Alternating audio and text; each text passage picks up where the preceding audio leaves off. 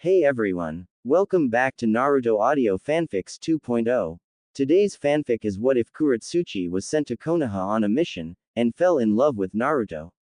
Part 1. A story full of action, emotions, secrets, and unexpected twists that will change Naruto's destiny forever. If you enjoy Naruto fanfics, make sure to like, subscribe, and turn on notifications. Now sit back, relax, and let's begin the story. 100 bowls each, and now they were on their last bowls as their little stomachs were on the verge of exploding. I won't lose to you, Blondie. Kurotsuchi moaned as she takes her chopsticks and takes a bite of some ramen. Why? Yeah, sure. I may not burp raw at this. Naruto groaned as he tries to take one last bite, but before he could put the ramen in his mouth, his head slumps forward and lands on the counter. His body seemingly unconscious. Yes. Kurotsuchi shouted with her arms raised. Tyuki and Ayame couldn't help but laughed at the two children. And I believe the winner is the young Iowa exchange student. Tyuki declared while Ayame applauded. Congrats. Looks like Naruto has a rival. Whatever. Kurotsuchi said as she devours her last bowl before she performs a hand seal for a technique that allows her full stomach to immediately digest all the food. There, all better, thanks for the food, old guy. Kurotsuchi says as she takes off. Hey, I'm not that old. Tyuki shouted in annoyance. Checking her watch, she saw that it was about 5 in the evening and decided to go look around for the training fields. After 30 minutes of searching, she found the third training field where she hoped she could practice some moves in peace away from the bustling village. She enters the field and the site was quite nice compared to the Iowa training fields. It was in the middle of a small forest with a large river cutting through the middle of it that led to a lake a quarter mile away. I guess this place is somewhat nice.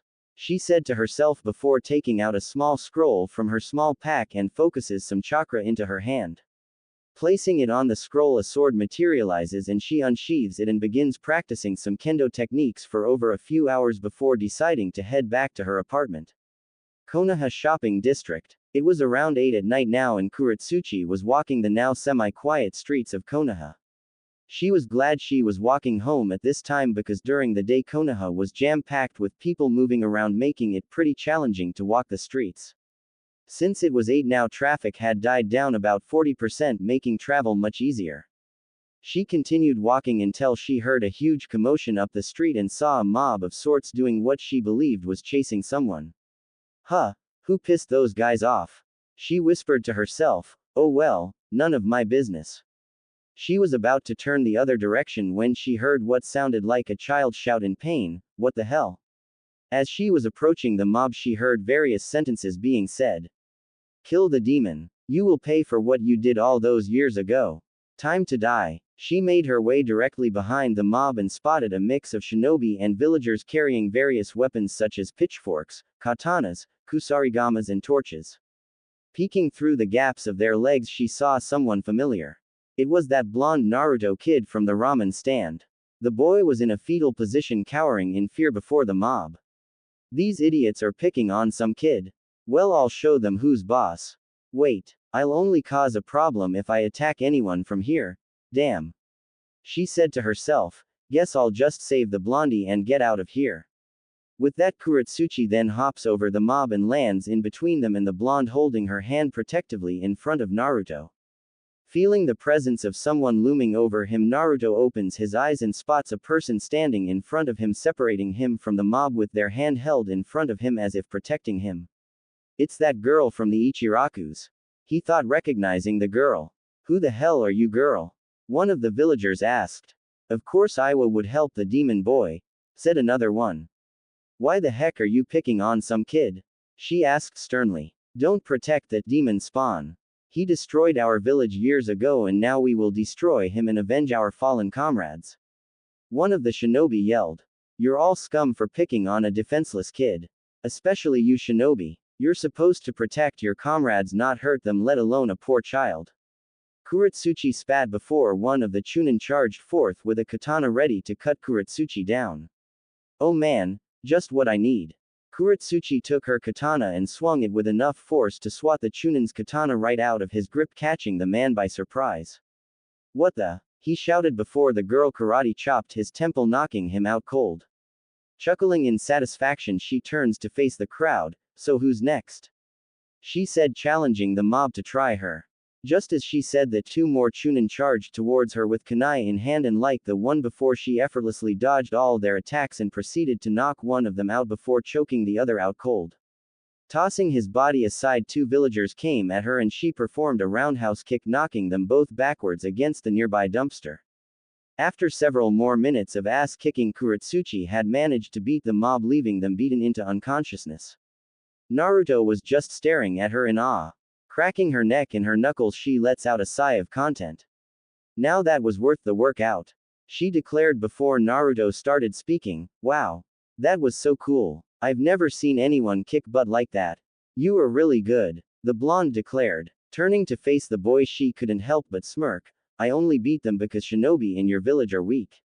That's why they got what they got by a 10-year-old like me. I'm awesome and they suck, end of story. She boasted. So what did you do to make all these people want to kill you? Well, I never really did anything at all actually. He answered. Sure. Kurotsuchi snorted. Well, it's getting late, so you should head on home. She ordered as she handed him a handkerchief to clean off his bloody nose. Clean that blood off your face, you look like hot buttery garbage. She ordered before she turns to hop over the rooftops. Just as she was about to hop, Naruto reached out and grabbed her arm. Wait. Turning back, Kurotsuchi shot an annoyed glare at the blonde boy. What's your name? He asked. Should I tell him my name or shouldn't I? Oh fine, I guess it wouldn't hurt. I mean, it's only polite. She thought. My name is Kurotsuchi. Smiling, Naruto gave her his trademark grin. I'm Naruto Uzumaki. He declared with a thumbs up. You told me already at the ramen shop, but whatever. She said before hopping away. Naruto was left standing there in awe. She's cool, he mumbled to himself as a blush forms on his face. He then begins walking home towards his apartment complex. Naruto's apartment complex. Naruto was making his way up the stairs of his apartment complex before coming up to his door. Reaching into his pocket, he takes his keys and unlocks his door and enters it. Unknown to him, however, that during his entire walk back to his apartment, Kurotsuchi was watching him from the rooftops. Watching him enter his apartment, she then turns to head to hers. There was only one thought going through her mind. Why was she feeling very caring towards him? Stopped at the front entrance. So, did you enjoy training today, Naruto? Kurotsuchi asked. Yeah, I totally did. Let's train again sometime, Naruto said, giving her his trademark grin. Maybe, if I feel like training you, that is. Oh come on. What? I'm just kidding. Of course we'll train again sometime. She chuckled. Looking at Naruto, she gives him a smile that she rarely showed anyone, even her father and grandfather. Well, I guess this is where we say goodnight. She said. Yeah, it's really late, so I'll see you later. Later. The two of them then turned to go their separate ways. Opening the door to her building, she heard Naruto call out to her. Turning to face him, she saw that he was giving her a certain look. Yeah, single quote, single quote. I didn't collect poison mushrooms because if I did I would be sick right now. Yes you did, Kurotsuchi said. No I didn't, Naruto shot back. Did too. Did not. Did too. Did not. Did too. Did not. Did too. Did not. Did not. Did too. Single quote, Wait, I meant, so you did pick poison ones. I see how it is. Kurotsuchi pointed at him accusingly. No way, I did not, Naruto argued. Giggling at the blonde, Kurotsuchi just decided to give in. Oh fine, you didn't. See, told you. She then turned to enter her building before. Wait. Again, Naruto shouted. Wah, Kurotsuchi whined. Are we friends? Kurotsuchi just snorted at his question, however she didn't want to give a sarcastic answer. She already knew what she was going to say. Yes we are friends, Naruto. Best friends? PFF'd. Yeah, whatever, good night, Naruto. She snarked before walking into her building. Okay, good night. Naruto then walked back to his own apartment building. Kurotsuchi's apartment. Unlocking the door to her apartment, Kurotsuchi hung her katana from a display on her wall and went into her room. Laying face down, she then proceeded to doze off. She now understood why Naruto wanted a friend, and it was because no one wanted to be. It hurt her inside that someone could be so lonely like him. You know, maybe being his friend isn't so bad after all. She thought to herself before sleep took over. Naruto's apartment. Naruto entered his apartment and set aside his bag containing the things Kurotsuchi had bought for him earlier that afternoon. He dashes into his room and dives onto his bed sighing in happiness. He lays on his back looking at the ceiling. A huge smile plastering his face. It wasn't a fake smile either to hide his loneliness and depression, it was a genuine smile displaying his happiness, a feeling he felt for once in his young life. He was happy that he finally had someone he was real friends with. A genuine, real friend. Not a moment too soon he knocked out snoring his little heart out. Living room. Naruto went straight for the kitchen and takes of his backpack off and places it on the table. He then takes out a cake and places an 11 candle on it. Kurotsuchi was marveling over the gifts that Naruto had gotten her.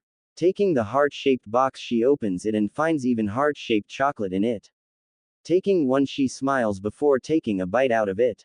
Kurotsuchi. Yes, Naruto? She asked, turning around. Happy birthday, he shouted. Oh, wow, she mumbled. The cake Naruto got was very delicious looking. It had red frosting on it and black sprinkles with the words, Happy birthday Kurotsuchi. The frosting that was artistically formed what appeared to be a chibi Kurotsuchi with a smile. Come on, make a wish and blow out the candle, Naruto said, motioning for her to come over. Kurotsuchi walks over and takes a seat next to Naruto. Closing her eyes, she takes a few moments to make her wish and then takes a big breath in. She then blows out the flame on the candle, leaving the wick to smoke. Yay. So what did you wish for? Naruto asked. You never tell people what you wish for. Kurotsuchi shot back. Oh, alright then, let's dig in. Naruto handed her a plastic fork and the two of them spent the entire afternoon eating the cake. You know, you didn't have to do this for me. I wanted to. You're my friend and I do this for them. Alright then, fine by me. After a whole afternoon of eating cake and some quizzing on what she had taught him so far, Naruto bid farewell to Kurotsuchi and went home for the night. Kurotsuchi then goes to clean off the table and puts the leftovers in the fridge, and before she went to bed she saw something that caught her eye. The little teddy bear she got from him had a card on it. Walking over to the bear, she retrieves the card from its grasp and looks at it. From Naruto to Kurotsuchi. Dear Kurotsuchi. Arms reach of each other. Naruto threw a punch while Kurotsuchi shot her foot in a jumping front kick that sends her flying straight. Slow motion sequence. The two of them are slowly inching towards each other with high hopes that their respective moves would be able to hit the other first, therefore earning them the point that was needed to win the match. Then Naruto and Kurotsuchi's fist and kick were coming closer and closer, about to impact each other in the face. I win. Sorry Naruto, this match goes to me. End slow motion sequence. Bam. Naruto and Kurotsuchi's faces were met by a punch and kick respectively, and the attack sends them both flying backwards from the attacks and they land on the ground with a thud. Their bodies remained motionless for a few minutes before Kurotsuchi stirs. She attempts to get up on her feet, but the force of Naruto's punch had done a lot on her and she falls onto her knees. Naruto wasn't faring any better at the kick, connected with his nose, giving him a nosebleed. He tries to get up but just couldn't. The two of them on their knees looking at each other with smirks plastering their faces. Wow. Chia. If that was Sasuke he would have won. What a drag. Yahoo. They then try hard to get up again, only for Iruka to step in between them. That's enough, you two. You both hit each other at the same time, he said as he helps them both up and has them stand in front of him. They turn to each other with smirks that said, I definitely kicked your. This match is a draw. The Chunin exclaimed. Good match you two, seriously, that was good. You both earned a passing grade for the quarter for such a spectacular match. Smiling at the praise their sensei was giving them, they bow in respect before turning to each other. They stare into each other's eyes for a moment before reaching their hands outward. Good match Kurotsuchi. PFT, whatever you say Naruto. They then shake hands and the display of sportsmanship the other students were witnessing got them cheering, accompanied with a round of applause. Wow, that was cool. Single quote single quote dot dot dot single quote single quote. Chia. If Sasuke was fighting it would have been better. Well, I guess it wasn't that much of a drag. After the tournament, Iruka dismissed his class for the day, and to celebrate the tie they had, Naruto and Kurotsuchi decided to get some barbecue and a lot of ramen. After that, they went to the training field to try and outshoot each other in kunai throwing, and to Kurotsuchi's surprise, Naruto managed to match her throw for throw. Surprised nonetheless, Kurotsuchi was glad that her teachings were having a strong and positive effect on her friend. They then spent the rest of the day at the field before heading home for the night. And Choji Akamichi, your sensei is one of our most experienced shinobi out there, and you will meet him in the courtyard. Yes, sensei. Kiba and Hinata answered while Choji just kept stuffing his fat face. Nodding, he continued on. Okay. The third team now is Yukari Nishizumi, Shino Aburame, single quote, single quote, single quote, and Shikamaru Nara. What a drag, being a ninja is so troublesome. The pineapple-shaped haired boy complained. You acting like that while on a mission and getting your teammates killed because of your superb laziness would be a drag and more so troublesome. Anyway, your sensei is the top genjutsu user in our village, and you will meet her at the tracks behind the school. Explained the Chunin. Iruka announced the rest of the teams, and after a half hour it all narrowed down to 3 particular genin. Eyeing them with interest, Iruka then proceeded to call out the final team. Finally, the final team assembled consists of the following 3. Naruto Uzumaki. Believe it. Genma Shiranui. Not bad, not bad. The 2 boys then fist bump. And finally, Kurotsuchi Kamizuru. Congratulations, you 3. Iruka declared with a thumbs up. Nice. We're together. Kurotsuchi declared. Since you're the top 3 students of this class, you have been requested by easily the best jonin we have. You will meet her here after class. Iruka explained. Now, dismissed. 1 hour later, Naruto, Kurotsuchi and Genma have been waiting for quite some time. Every other team had already left to meet their senseis and are probably off doing bad missions except them. This is taking way too long. By the time sensei gets here, we've been done with 20A ranked missions. Genma grumbled. I know, right? This is boring. Naruto added. Well, Konoha shinobi are such losers. Hehehehe. Kurotsuchi snickered, earning glares from her teammates. You're an Iowa girl in service to Konoha, and by that logic you're a shinobi of this village, therefore making you a loser too. Naruto laughed, earning a nod from Genma. Burn. Care to repeat that, Naruto? Kurotsuchi said in a sickeningly sweet voice. Reaching with her hand, she then gets him in her infamous nose pinch of death. Ow ow. Sorry. The blonde cried out. Help me, Genma. I'd rather not. Genma then laid back against his chair. Take that back, Naruto. As the 2 of them struggles for control of his nose, the door to the class opened. In walked a young woman, and spotting her students messing around, she just smiles. Well, this is my team. How amusing. Hearing the voice, the 3 genin turned to face the person behind it.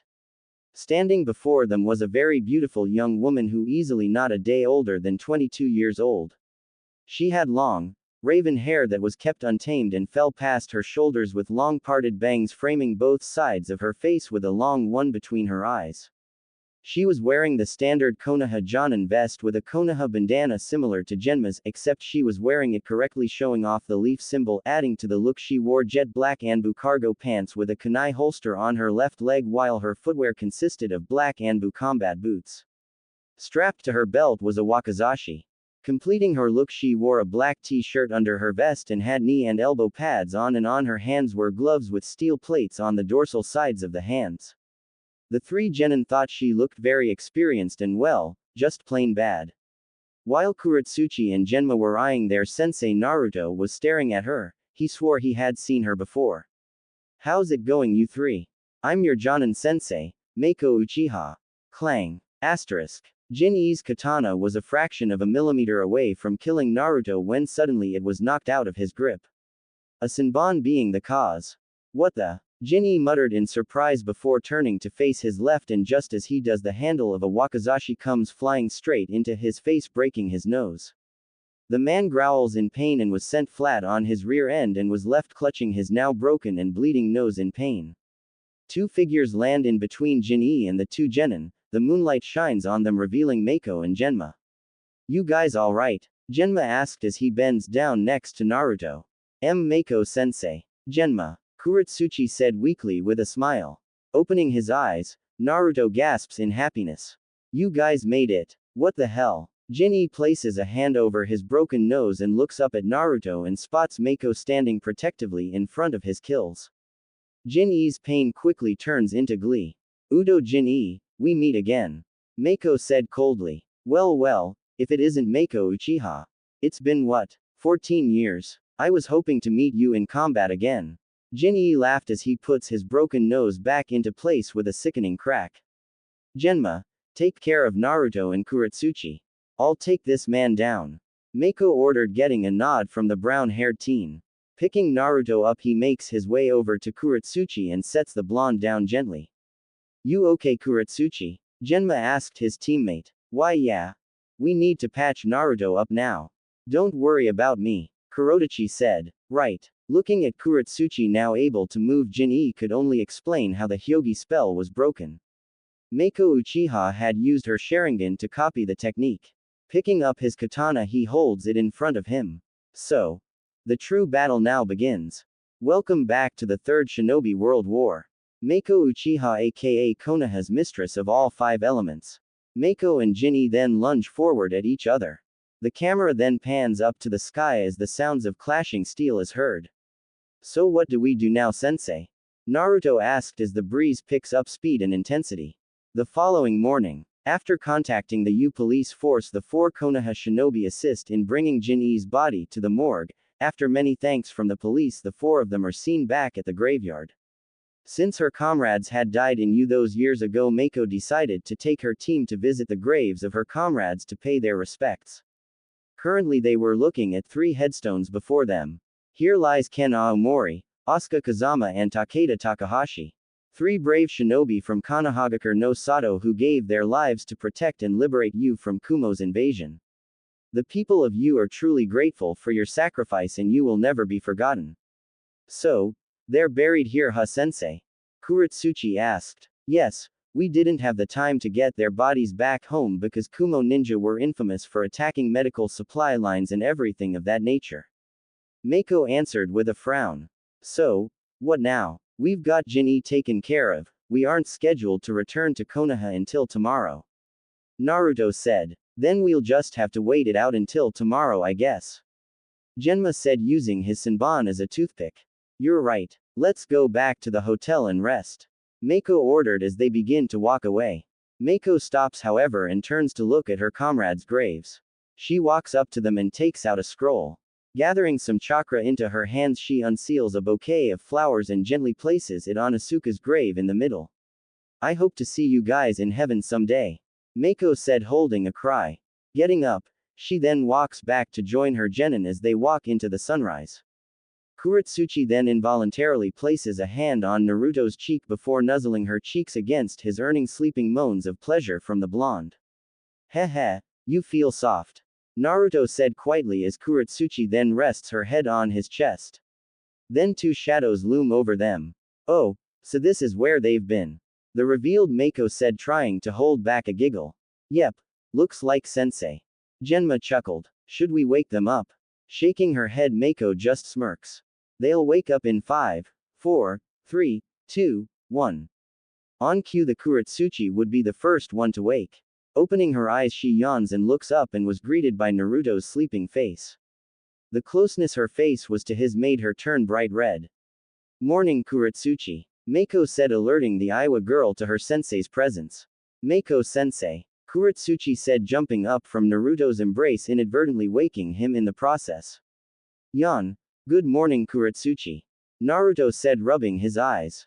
Oh, hey Mako sensei, Genma, how's your morning?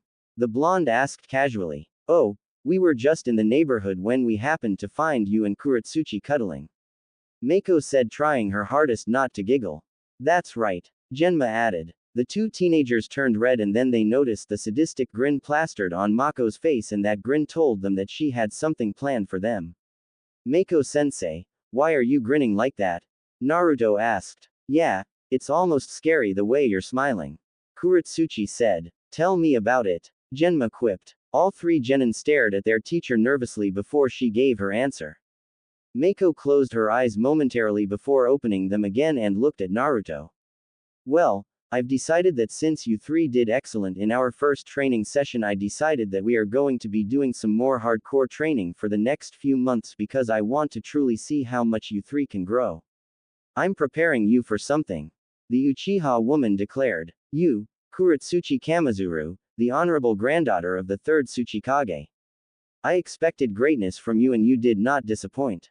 Despite you being a prodigy, you did not let your natural talent bring the arrogance out of you. You willingly helped Naruto when he was in need, and even with that tough girl attitude you have, you're very soft and sweet. When you felt like it, that is. There's no doubt you'll become the fourth Tsuchikage. Smiling, Kurotsuchi nods before Mako turns her attention to Naruto. And you, Naruto Uzumaki, you've shown me and the others that you have an unbreakable spirit, your determination is strong, the strongest of anyone I know, and you absolutely do not quit. You keep going until you achieve your goal, and taking this exams, despite the difficulties it presents, proves to me that you are willing to face and overcome any challenge that comes your way. I know you'll become the fifth Hokage. Other Jonin have their star pupils, but to me, you're all my star pupils. Returning the smile, Mako continues, today is a very important day for you. Just beyond this door will be the most challenging thing you have ever done in your life. Should you triumph, no, I mean when you triumph you will become a true shinobi, Chunin of Konoha. Are you three ready? Naruto, Kurotsuchi and Genma all look at each other with smiles and looks of confidence. We are sensei, thank you for everything you've taught us. Have faith that we will pass this exam as we have faith in you as our Jonin sensei. Said Kurotsuchi. Mako, touched by the words her Iowa student spoke, walked over to her students and they all share a group hug. Good luck, she whispered. Stepping to the side, the three of them places their hands on the door. Looking at Mako, she gives them a nod. Looking at each other, they all nod in approval before opening the door. Holy crap, I didn't expect this much people. Kurotsuchi said nervously as the camera reveals a mass of genin sitting throughout the room. Goddamn, what's this? A summit or an exam? Genma thought, swallowing. This seems fun. Naruto said to himself before several familiar people walked over. Well, look at that, it's the Konoha genin we encountered last week. How's it going? A certain auburn-haired girl said. Oh, hey Mei. Kurotsuchi greeted. Hi guys. Chojuro said. Hey, said Utakata. Oh my god, it's Naruto, Kurotsuchi, and Genma. How's it going guys? Mabui said, running over. Hey. Naruto said. Damn it Mabui, stop being so hyperactive. Yugito complained as she and Samui walked over. Oh, it's you three. Kurotsuchi was about to greet the Kumo Kunoichi back when suddenly another voice spoke up. Hey, it's the blonde guy that bumped into me. The revealed Fu said as she walks over and begins poking Naruto in the arm like a curious baby. Hey, stop it, Naruto quipped. A familiar bomber jacket wearing female came walking up beside Fu. TCH, stop being so annoying Fu, sorry about that. The revealed Bina said, rubbing her temple. Oh heh, it's no problem. Naruto said as Fu was pulled off of him by Bina. Huh, sure looks like an interesting group of people. I think I'm gonna like all these guys. Genma thought with a smirk. Just then a group of Jonin shunshin in front of the room, catching every genin by surprise. All the older shinobi looking at the group of candidates with intimidating looks. Alright you maggots, listen up. I'm Ibiki Morino, your proctor for the first part of the Chunin exams. The tallest Jonin of the group, a scarred man with a trench coat, yelled. Hee, sorry about that everyone, Mabui is always so bubbly. Yugito said. Bubbly and irritating at times. Samui said stoically. Ahem, attention all teams, the test will begin in 10 minutes, so please pick a gate. Anko's voice spoke out in a jutsu that made her sound like she was using a megaphone. Okay, we'll be seeing you in the forest everyone. Mabui then took off running amidst a dust cloud. Oh man, will she ever slow down? Yugito asked, looking at Samui, who only shrugs. The two Kumo blondes then walk off after their teammate. You'd best pray I don't see you in there, blondie. Fu said as she delivers one last good and hard poke to Naruto's arm. Hey, the blonde said. See you around, blondie, pink eyes and Senbon mouth guy. Bina said with a wave before leaving with Fu. And I guess we'll be going too, See you guys in there, maybe. Mei said with a wink before turning to leave. Good luck you guys. Chojuro said with a smile. Yes, see you in there. Utakata said before he and Chojuro walk after Mei. Now that they were left alone, there was nothing left to do except for them to pick a gate to enter the forest through. Let's go with gate number 11. Naruto said as they make their way towards it. After making their way to the gate, they begin to stretch, and before they knew it, Enko's voice came up through the jutsu that amplified her voice. Go. Just as she said that, all the gates open up and immediately every genin team dashed straight through it except Team 11. The three of them casually walked through the open gate, and with Naruto in the lead, he pumps his fist up and the three of them had looks of excitement plastering their faces. Kurotsuchi, Genma, let's show these other teams that we like to get wet, wild and do dirty things. Declared the blonde. And so our first hunting season begins. Kurotsuchi added with a smug grin. I almost feel bad for the other teams, keyword almost. Genma said before they leap into the treetops. Elsewhere we see three cloaked figures leap over the fence into the forest from another area. They all wore straw hats and had cloaks with red clouds on them. One of them appeared to have long, blonde hair that he wore into a half ponytail. His eyes appeared to be slanted and were blue. The most noticeable feature was his front bang was concealing what appeared to be a scope of sorts. The other figure was another man that had an orange mask with spiky hair that framed his face. Finally, the third figure was a man. A man who appeared to be very muscular and tall, about 6 feet 3 inches, he had blue-gray skin and small, white round eyes and seemed to be carrying a sword wrapped in bandage on his back. Deidara, remember our first target is the Kyuubi Jinchuriki. Kisame, you go after the Rokubi Jinchuriki. The black-haired man ordered. Alright, then what are you going to do, Toby? Questioned the blue-skinned man. I will be on standby if you need help. Try not to mess it up because you don't want to disappoint him. Said the masked man as he disappears using some vortex-like jutsu. Nodding, the blue-skinned man leapt into the forest, leaving the Deidara and Itachi alone. Well, that mummified guy said he wanted to see if we are strong. Let's prove it to him.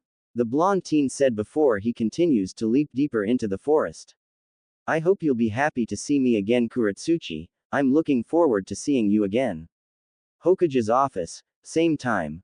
Meiko Uchiha, Kakashi Hatake, Kurenai Yuhi and Asuma Sarutobi were seen sitting down before Hiruzen. The four of them were called suddenly alongside several other jonin for an urgent meeting.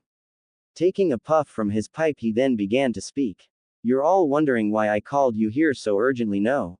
The old man asked. Yes, what have you called us for, Lord Hokage? Meiko asked. Hiruzen then takes a few puffs from his pipe before he took a deep sigh, and the jonin in the room noticed her nervousness. Lord Hokage, is something bothering you? Kakashi asked with concern in his voice. Looking at the ground, Hiruzen sighs once more before looking at the jonin. Have any of you noticed anything unique this year? The jonin in the room began to talk amongst themselves. Anyone know what he is talking about? A jonin asked. No, do you? Another said. No, I don't. A third one said. Meiko, Kakashi, Kurenai, and Asuma were seen discussing what made this year's exam unique and couldn't figure out what it was, and Kurenai would be the one to ask. Lord Hokage, what makes this year's exam unique? The red-eyed jonin asked. I'm glad you asked. Hiruzen then put his hands together close to his mouth. This year, we have the Jinchurikis from Suna, Iwa, Kumo, Kiri, and the one from Taki as well as ours participating. The jonin widened their eyes in surprise hearing this. Did this mean all the Jinchurikis were participating? Wait, are you serious? Asuma asked, visibly shocked. Hiruzen sighed before continuing. I am, and even with how unique this is, there is one thing that is heavily concerning me because of said reason. There was a group that formed years ago in AIM. They're called the Akatsuki. And what could you possibly want with him, you traitor? Kurotsuchi said as she and Genma stood protectively in front of their friend. Deidara's face now sported a maniacal grin on his face. Oh, I guess you don't know his secret, do you? After all, you are his best friend. What are you talking about? Kurotsuchi asked, placing her hand on her katana. So you haven't told her yet, brat? Afraid that she will hate you if you told her your darkest secret? Deidara inquired while eyeing Naruto, who only looks at him with hatred. Just what the hell are you talking about, asshole? What secret? I have nothing to hide from Kurotsuchi. Naruto said defensively. Sigh. Look like I'll be the one to do it. You demon brat. Deidara sneered. Demon. What are you talking about? Naruto asked nervously. Demon. What's this idiot blabbering about? Genma throat with teeth gritted. He can't be talking about that, could he? Kurotsuchi thought. You know what? I'll just be blunt about it since you're all too naive to figure it out. Naruto Uzumaki, have you ever wondered why you were shunned by your village? Going wide-eyed at his statement, Naruto went to reach for his ninjutsu. What do you care and how do you know? There's a simple answer to that. Deidara said before the most evil grin the three of them had ever seen formed on his face. You are the Kyuubi's container. The former Iwa Nin declared. Naruto, Kurotsuchi and Genma became frozen in pure shock at what Deidara had just said. What? I'm the Kyuubi. Naruto thought with a look that conveyed his fear. Naruto, you're the Kyuubi Jinchuriki. Kurotsuchi thought with a sad look on her face. There's no way. The fourth Hokage killed it. Genma thought with a shocked expression. Deidara only laughed evilly at the shocked state the three genin were in. But, the fourth Hokage killed it. Naruto said. Oh no, that's what they taught you guys in the academy, huh? Typical of Konoha to spread lies, that's what they were always good at doing. Deidara snickered. Have you always wondered why your healing factor is near superhuman? Have you always wondered why you possess endless stamina? Those are all the Kyuubi's doing. Deidara said before noticing the look on Kurotsuchi's face. Look at your friends, go on, look at their faces. Deidara said pointing at the two in question. Looking at his teammates, Naruto saw that they had looks of complete shock with a hint of what he perceived to be anger. No, those looks are what the villagers used to give me. Naruto thought to himself before Deidara continued. Ah, what's wrong, Naruto? Worried that your beloved Kurotsuchi hates your guts now? Teased the blonde Iwa Nin. Before Naruto or Genma could say anything, it would be Kurotsuchi who would speak. Shut the up and leave Naruto alone. Kurotsuchi's words only served to amuse Deidara. Isn't that cute? You're calling each other by first names. Why defend the Jinchuriki Kurotsuchi? You love him. I thought you loved me. Deidara said evilly. Shut the up, Deidara. It was right there that Kurotsuchi lost it. She unsheathed her katana and charged towards the ex-Iwa Nin, and when she came within striking distance she swung her katana aiming straight for his head, but the sword was effortlessly caught by blonde Iwa Nin, who maneuvers the sword out of her grip and into his before placing a hand on her neck catching her. Ah! Kurotsuchi screamed out in pain when she felt Deidara apply pressure. Kurotsuchi. Let her go. Genma drew a kunai knife and leapt towards Deidara but was effortlessly swatted away. The blow sending him crashing into a tree trunk with enough force to stun him momentarily. Gah! Genma cried out in pain.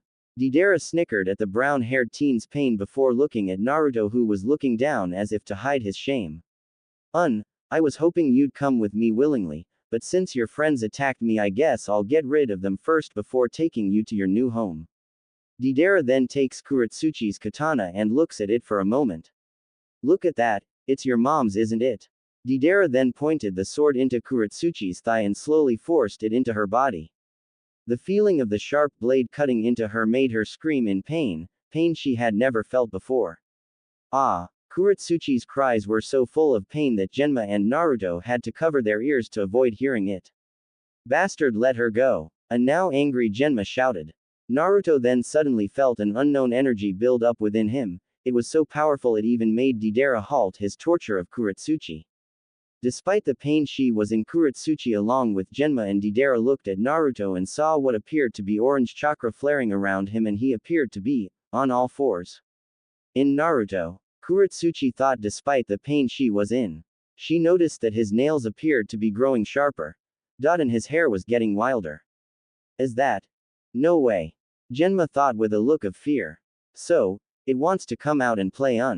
Deidara thought, smiling as the Naruto was now completely surrounded by the orange chakra. Let her go. Naruto's voice change sent shivers down the spines of his two teammates. It sounded like a demonic growl, because if you don't. Naruto then stood up with his body slightly hunched in a way that was beast-like, then looked up and eyed Deidara, His eyes were now red and his pupils were slits, the whisker marks on his face was more defined and his canines were elongated.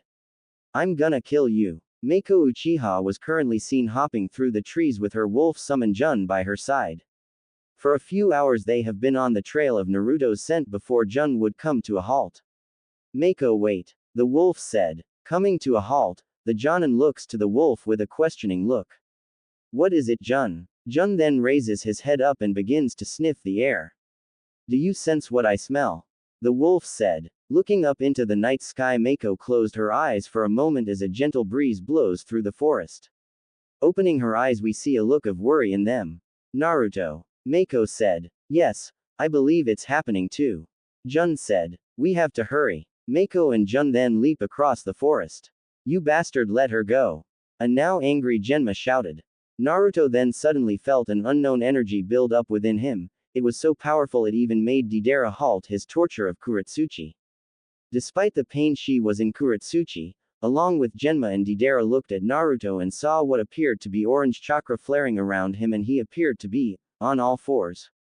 In Naruto, Kurotsuchi thought despite the pain she was in. She noticed that his nails appeared to be growing sharper. And his hair was getting wilder. Is that? No way. Genma thought with a look of fear.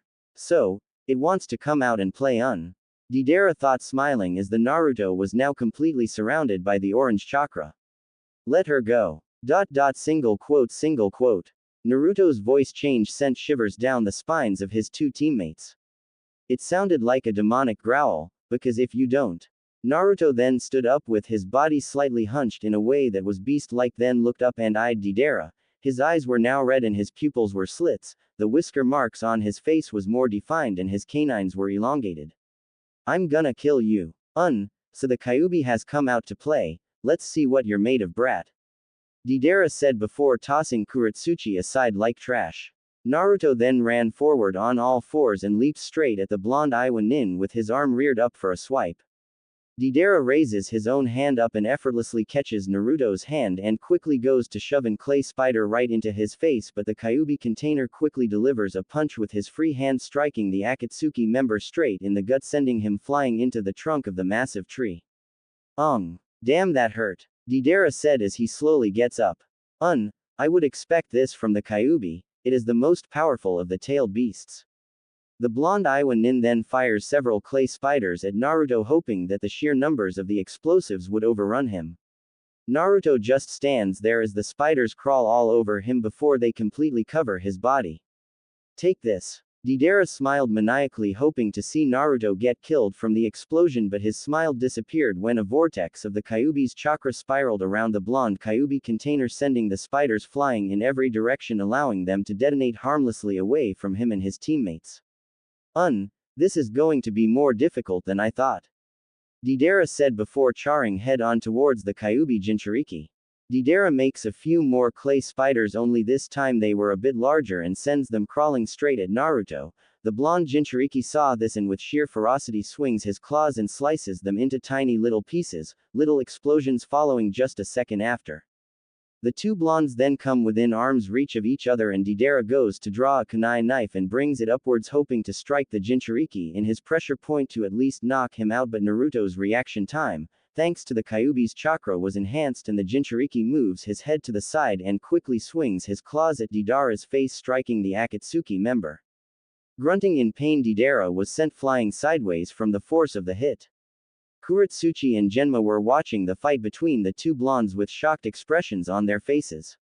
Kurotsuchi especially was at a loss for words. That's not the Naruto I know. Thought the Iowa girl. I've never seen Naruto fight so viciously. Genma thought as he and Kurotsuchi watched the two blondes fight. Grunting in pain, Deidara gets up and goes to create some more clay spiders, but Naruto was already on him and manages to catch the Akatsuki member and places a clawed hand on his throat while the other was pinning his hands against his chest in a way that he was unable to defend himself.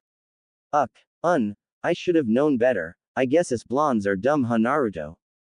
Deidara sneered, looking straight into Naruto's eyes, but the genin's only course of action was to deliver a powerful punch with enough force to knock several of the Akatsuki's teeth out.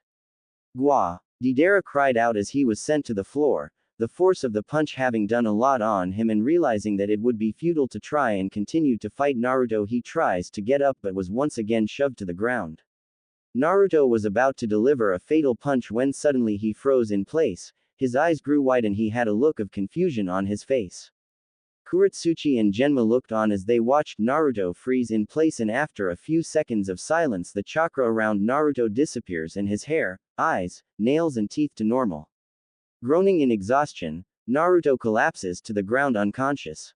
"Naruto!" shouted both Kurotsuchi and Genma as they run over to check on their teammate.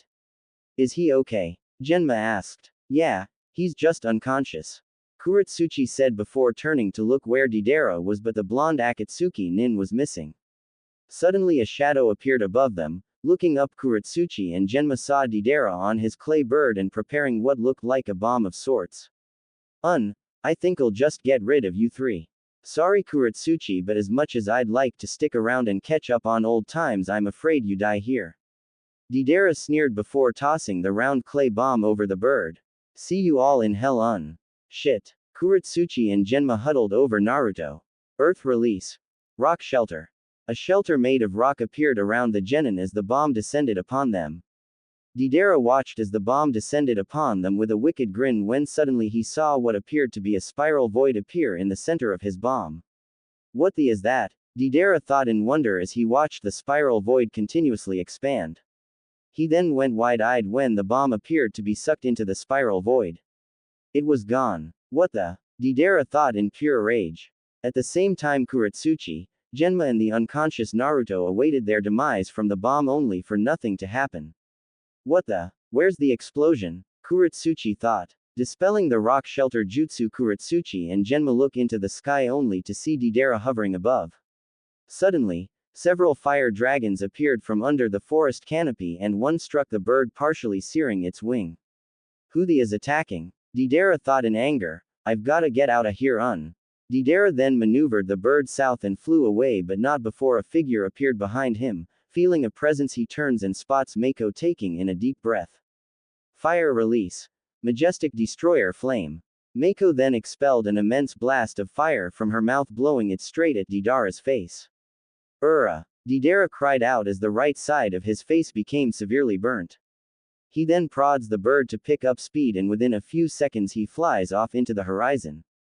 Falling back down to where her genin were, Mako quickly rushes over to check on the three genin. "Are you three okay?" the jonin asked. "Yeah, we are, just." Naruto. Kurotsuchi's voice almost broke, but she stayed strong, trying to fight back her emotions. "Naruto. I know Kurotsuchi," Mako said, patting the girl on her back. I've never seen anything like that," Genma said with a shaky voice. Mako picks up Naruto and places him on Jun's back. "You sure you can carry him?" "Yeah, I've carried heavier," said the wolf summon. After a few minutes of tending to Kurotsuchi's injury, the shinobi and the Jun hop through the trees in the direction of a large tower that looms over the forest canopy. Elsewhere in the forest of death. "Hurry, let's try and make it to the tower before dawn," Mei ordered her two teammates Chojuro and Utakata, who were following close behind. "How much longer, Mei?" asked Utakata. "It shouldn't be that long, a couple of miles I guess," said the kunoichi. "My feet are sore. Let's take a few minutes to relax," complained Chojuro. "Stop being such a wuss and come on," an irritated Mei barked. "Why? I'm so sore." "Grr. Fine. Let's take a few minutes to rest," Mei said in annoyance. The three Kiri genin then land beside a stream, but the moment they land, the water from the stream rose and flew straight at them, shaped like a shark. "Water release. Shark bomb," a voice called out. "What the?" The three of them leap out of the way, just narrowly avoiding the technique. "Who the is attacking us? Show yourselves," Mei growled. Then a figure emerged from the water, manifesting into a man with blue skin with round, white eyes. "Ah, Utakata, it's a pleasure to meet a fellow shinobi from Kiri and the Jinchuriki of the Rokubi as well," said the revealed Kisame. Kisame Hoshigaki, monster of Kiri, the three of them said in obvious fear. "No time to talk, just come with me, Utakata, and your friends don't have to die," Kisame said while gripping the handle to his sword. "Tch, you're not getting your hands on Utakata, you shark-skinned," Mei shouted. "Mei, We can't fight this guy, he's too experienced. Chojuro protested. He's right, Mei. Let's just get the hell out of here. Utakata said, placing a hand on his teammate's shoulder. No, I'm not running. If you two want to run, go ahead and be cowards. This is our chance to confront the biggest traitor of our village. Mei said as she performs several hand seals. Water release. Water dragon bullet. Next to Kisame, a large amount of water began to spiral into the air and slowly it formed into the shape of a dragon.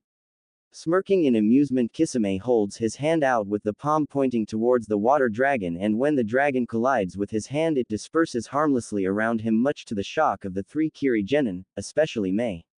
What? Mei thought. Heh, you think a little jutsu like that is going to harm me? I'll show you how to use water style. Kisame then performs his own series of hand seals. Water style. Exploding water shockwave. Then a massive wave comes flying out of the stream heading straight for the genin. Scatter. Mei ordered, but they were suddenly grabbed and held into place by Kisame water clones. You've got to be kidding me. Chojuro said as he struggles to break free.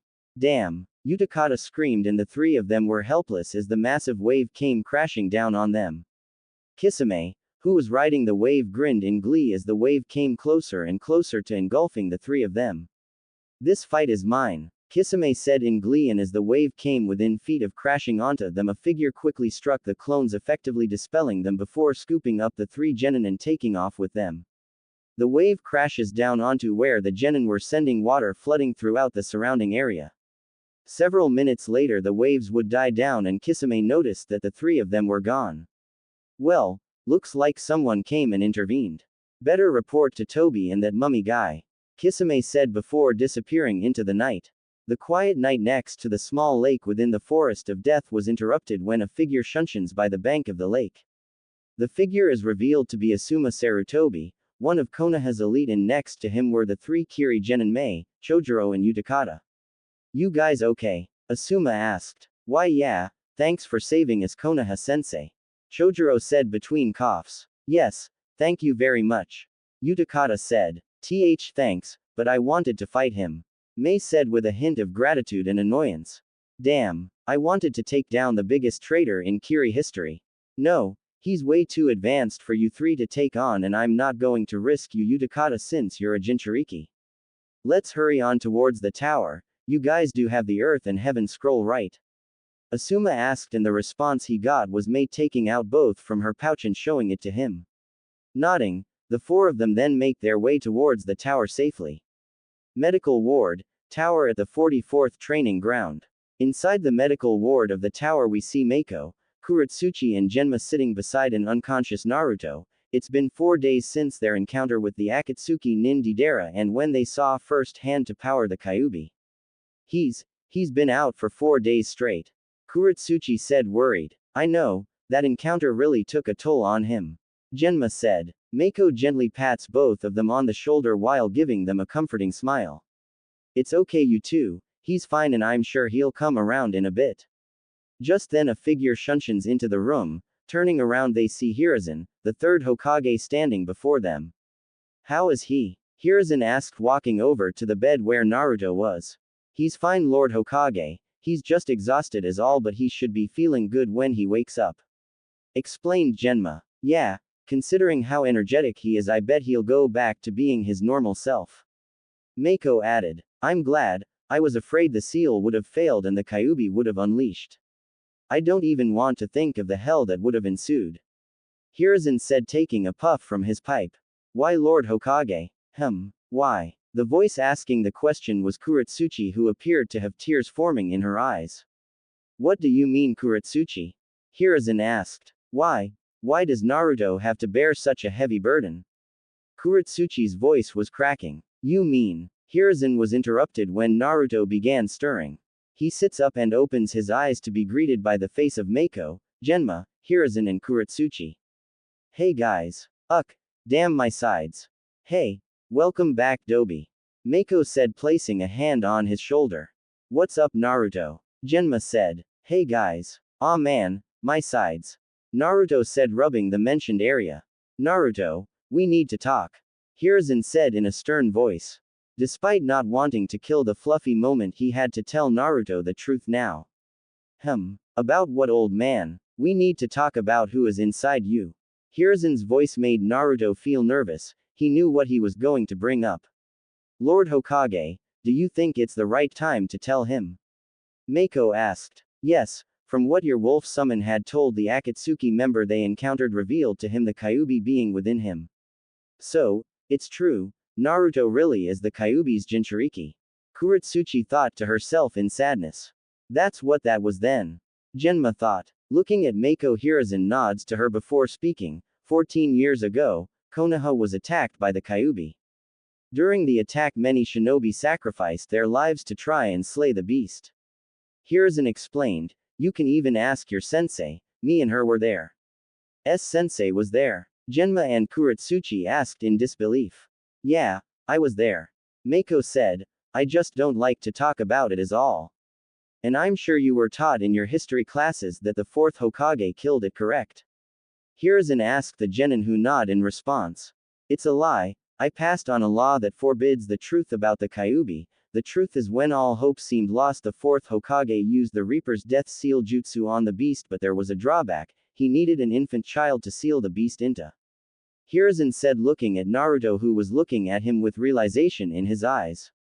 You mean. Naruto's suspicion was correct. He was that child. Yes, Naruto, you are the infant who the fourth Hokage chose to seal the Kyuubi, the most powerful of all the tailed beasts, into your body. Hiruzen concluded. Naruto looked at his comrades and saw their responses. Genma just placed a hand on his forehead, rubbing it, while Mako, who already knew the truth, looked at him with a frown and nodded. He then looked at Kurotsuchi, who had her head down, hiding her facial expressions from the other four. Kurotsuchi? Naruto asked. Kurotsuchi just stayed that way for a minute before she finally spoke. Genma, Hokage-sama, Mako, you give me a minute? Said the Iowa girl. The three of them nod before they up and left the room, leaving Naruto alone with Kurotsuchi. Seeing Kurotsuchi still sulking, Naruto knew he had to break the ice. Kurotsuchi, I understand if you hate me like the villagers, I understand. I'm just a mon. Naruto was caught off guard when Kurotsuchi leapt onto the bed and embraced him. Caught off guard by her sudden embrace, Naruto's cheeks turned red from how tighter she was hugging him and the fact that she was resting her head into his shoulder. Then what happened next made Naruto frown. He heard her beginning to sob and soon he felt warm tears on his shoulder. For the first time since they've met, Kurotsuchi had always been a tough girl that was hard to break. She was also mean at times, but when she was around him she was really sweet and caring. The sounds of her crying in his shoulder made Naruto hurt inside. Never in his 4 years of knowing this girl that he would live to see the day she would cry, and she was crying over him. They remained like that for a few minutes until Naruto heard Kurotsuchi say words in between her sobs. They were difficult to make out, but she repeated them and he then could understand what she was saying. I'm sorry, Naruto. Kurotsuchi sobbed. Sorry. Sorry for what? Naruto asked, confused. I'm sorry. For all the pain you experienced. Kurotsuchi added. I finally understand now. The fact that Naruto was carrying such a heavy burden, and that burden being the cause of all the negativity he experienced when he was growing, finally made sense to Kurotsuchi. Now she remembered why she was attacked the night they met and why he was dragged out of his apartment that day. The two then separate and look each other in the eye. Despite the tears, Kurotsuchi smiled at her best friend, maintaining her tough girl exterior. I won't hate you, Naruto. Doesn't matter if you do something stupid or even with the Kyuubi inside you, I can never hate my friend and blonde knucklehead. Said the Iowa girl. And you're my favorite. Scratch that, you're not only my favorite person in the world, Kurotsuchi. You want to know what else you are? Naruto said, earning a questioning look from Kurotsuchi. What would that be? Kurotsuchi said, smiling. Smiling, Naruto gently moved his hand so that it was on top of hers. You're my most precious person. I will never do anything to hurt you, and I promise that I will protect you. Said the blonde. Kurotsuchi went red from those words. She then moves her hand and places it on top of his. You're my most precious person too, Naruto. It doesn't matter if you're the Kyuubi's container, because I don't see a demon, I see Naruto. And like you just said, I won't ever do anything to hurt you and will always protect you. Kurotsuchi said with a tender smile. Returning her smile, the two stared into each other's eyes for a moment before separating. Come on, Naruto, we should get going because the next phase of the exams is about to start. I mean, it's pretty obvious you're going to win anyway, right? You can call upon the Kyuubi for a power boost. Wait, but wouldn't that be cheating? Naruto asked, shocked. Hey, that weird proctor lady said it's an anything goes battle. Kurotsuchi said, sticking her tongue out. She was right though. She then took herself off of the bed and grabbed Naruto's orange jacket and handed it to him. You feeling okay? Kurotsuchi asked. Yeah, I feel fine. Boy, the Kyuubi needs to share his secret to why I heal so fast. Naruto joked, showing his grin. Oh, quiet you. The two of them then walk out of the room and into the hallway where they saw Mako, Genma and Hiruzen waiting for them. Is everything alright, you two? You were in there quite a while. Mako said with a raised eyebrow. Everything is fine, sensei. Kurotsuchi said. Nodding, Hiruzen takes a puff from his pipe before turning the other way. Alright then, come on you three, we have more examining to do. He said teasingly, earning groans from the genin and a laugh from Mako. Oh come on. Genma complained while his teammates just shrugged. Stop complaining, Genma. Kurotsuchi scolded. Yeah, what Kurotsuchi said, Naruto quipped before walking in front of the group. Watching her best friend go back to his usual cheery self made her smile even with the heavy burden he was carrying. If there was one thing Kurotsuchi learned today, it was that she would do anything to make sure he was safe, and that meant even if she was in danger doing so, but to her it would be all worth it. The four of them walk through the large double doors, and with Hiruzen in the lead he opens it and they walk into a large room that looked like an arena of sorts. In the center of the arena, Naruto, Kurotsuchi and Genma saw all the genin teams that made it. Among them they saw their fellow Konoha teams from Team 7, 8 and 10 plus another team they hadn't seen yet. In front of the genin they saw several jonin standing in front of them. They saw Kakashi, whom they recognized, and several Konoha jonin they haven't seen, as well as others from the other villages. Okay, you three, go join the other genin there. Mako, come. Hiruzen and Mako then make their way to stand with the other jonin while Team 11 walks over and joins their fellow genin. Team 11 then stands beside Team 7, which consists of Sasuke Uchiha, Ino Yamanaka and Sakura Haruno. The second they walked up beside Team 7, Sakura and Sasuke eyed Kurotsuchi with hateful looks. You should have failed the forest portion of the exam, bellowed the pink-haired girl. Oh, you're still alive. I thought some giant snake or bear would have eaten you, you pink banshee. Kurotsuchi retorted with a grin. Shut up. I'll get you and that blonde asshole for hurting my Sasuke-kun. Sakura screamed while inadvertently putting herself in the spotlight. Yeah, what she said. Ino added. Hiruzen, Mako, Kakashi and the other jonin shook their heads and covered their ears to avoid the pink howler monkey's excruciating voice from making their ears bleed. Sakura Haruno. Hiruzen screamed, making the girl freeze in fear. Why yes, Hokage-sama, the frightened Pinkett said. Don't try to start any altercations with the other candidates, especially fellow Konoha genin, the Hokage said sternly. But she's from Iowa, so she isn't one of us. She's an outsider, said the Pinkett. Hearing those words made Kurotsuchi flinch. Sure, she was still living in the village of the man who killed her mother, but she was glad Konoha became her home, otherwise she wouldn't have met Naruto. She opened her mouth to say something, but a tuft of blonde, spiky hair stood in front of her. Naruto? Kurotsuchi asked, surprised. Come on, Kurotsuchi, that pink-haired howler monkey isn't worth our time, you know that. Naruto said. Kurotsuchi knew Naruto was right. The Pinkett could judge her and her friendship with Naruto all she wanted. She decided to ignore the Pinkett because if she said anything she could spark a bigger argument between them. Besides, Kurotsuchi, I prefer pink eyes to pink hair anyway. Naruto said, smiling. Kurotsuchi blushed for a split second before turning her attention back to Hiruzen. Hey, stop it, silly. Lord Hokage is speaking. Oh right, I forget. Naruto then walked back to his position, which was in front of Kurotsuchi with Genma behind her, but he would be next to Sasuke, who gave him dirty looks while he was next to Fuhu, pointing her finger at him while moving it forward, poking air. Everyone settled down yet?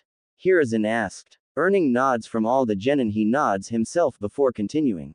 Alright, I'd like to congratulate all of you for making it past the second phase of the exam.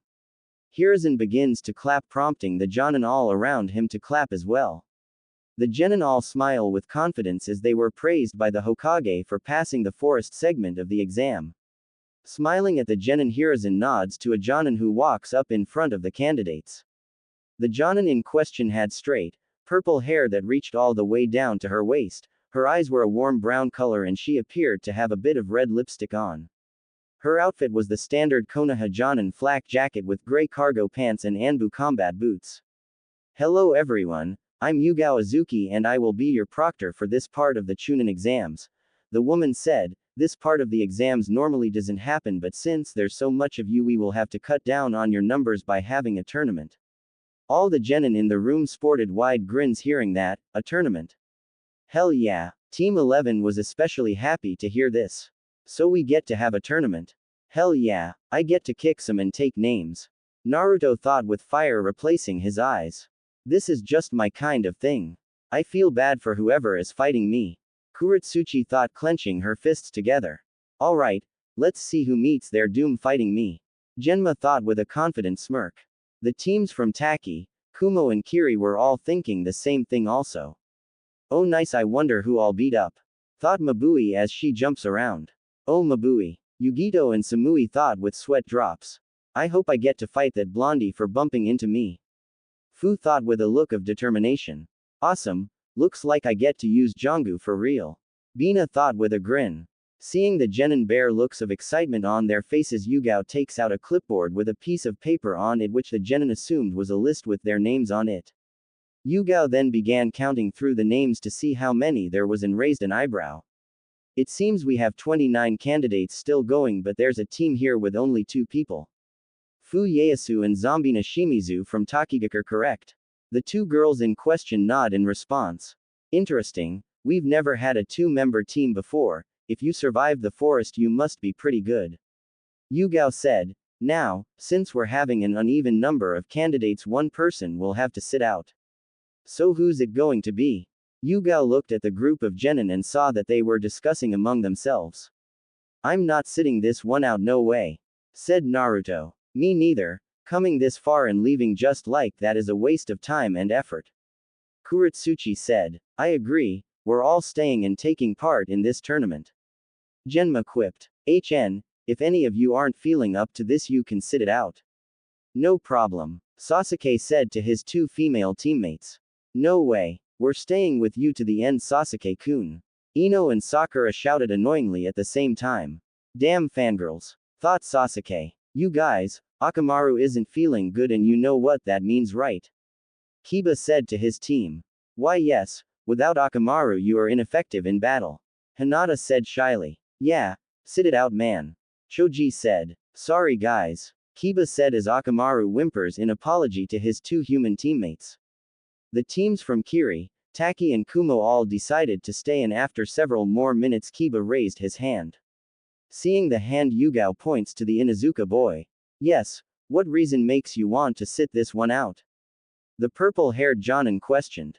It's my dog Akamaru, he is sick and injured, so without him I am combat ineffective, so therefore anyone who fights me regardless of skill level can easily defeat me.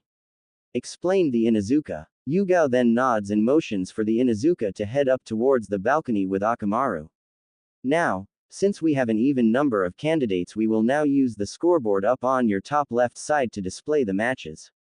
First match is. The scoreboard then turns on and scrambles through the names of all the candidates, and the genin stare at the board with determination. About a minute later the scoreboard would come to a halt and on it read.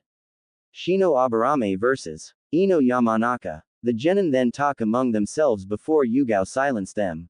Settle down everyone, would the 2 candidates whose names are on the board please step forward. Everyone else go ahead and head up to the balcony. The Anbu woman instructed, and the rest of the genin except Ino and Shino stayed on the ground floor. 5 minutes later, after settling down, every genin accompanied by their Jonin sensei watched the current contestants stand ready for battle. So the first match is between that Ino Ying girl and Shino the weirdo. This should be fun.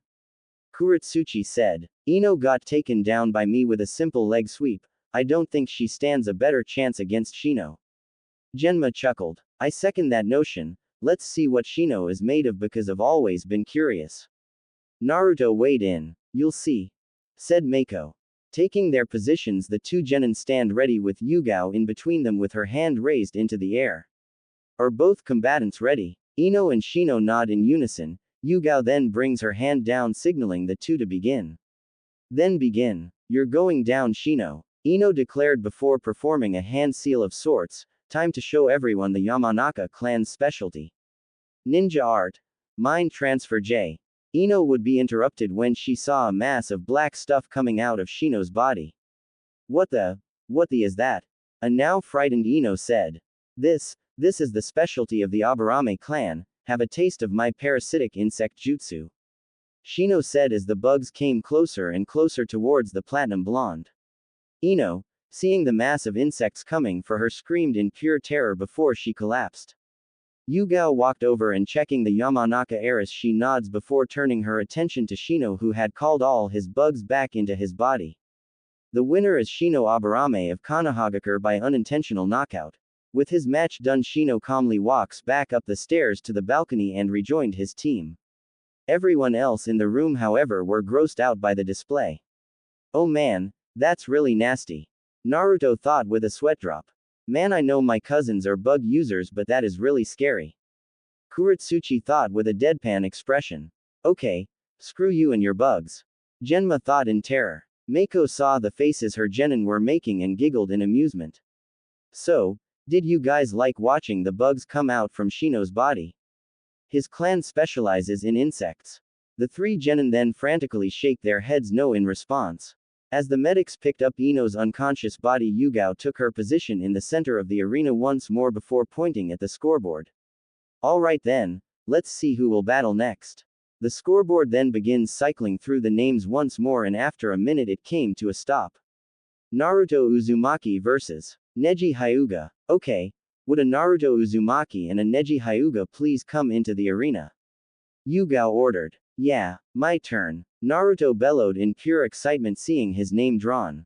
Kurotsuchi walks up to Naruto and gives him a hug for good luck. I know you can do it, Naruto, said Kurotsuchi as she lets him go. Yeah, go kick some, Genma said as they both fist bump.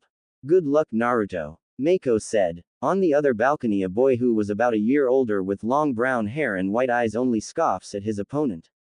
Neji, I truly believe you can win this battle, one of his teammates, a boy with bushy eyebrows, bowl-cut hair and a green jumpsuit said.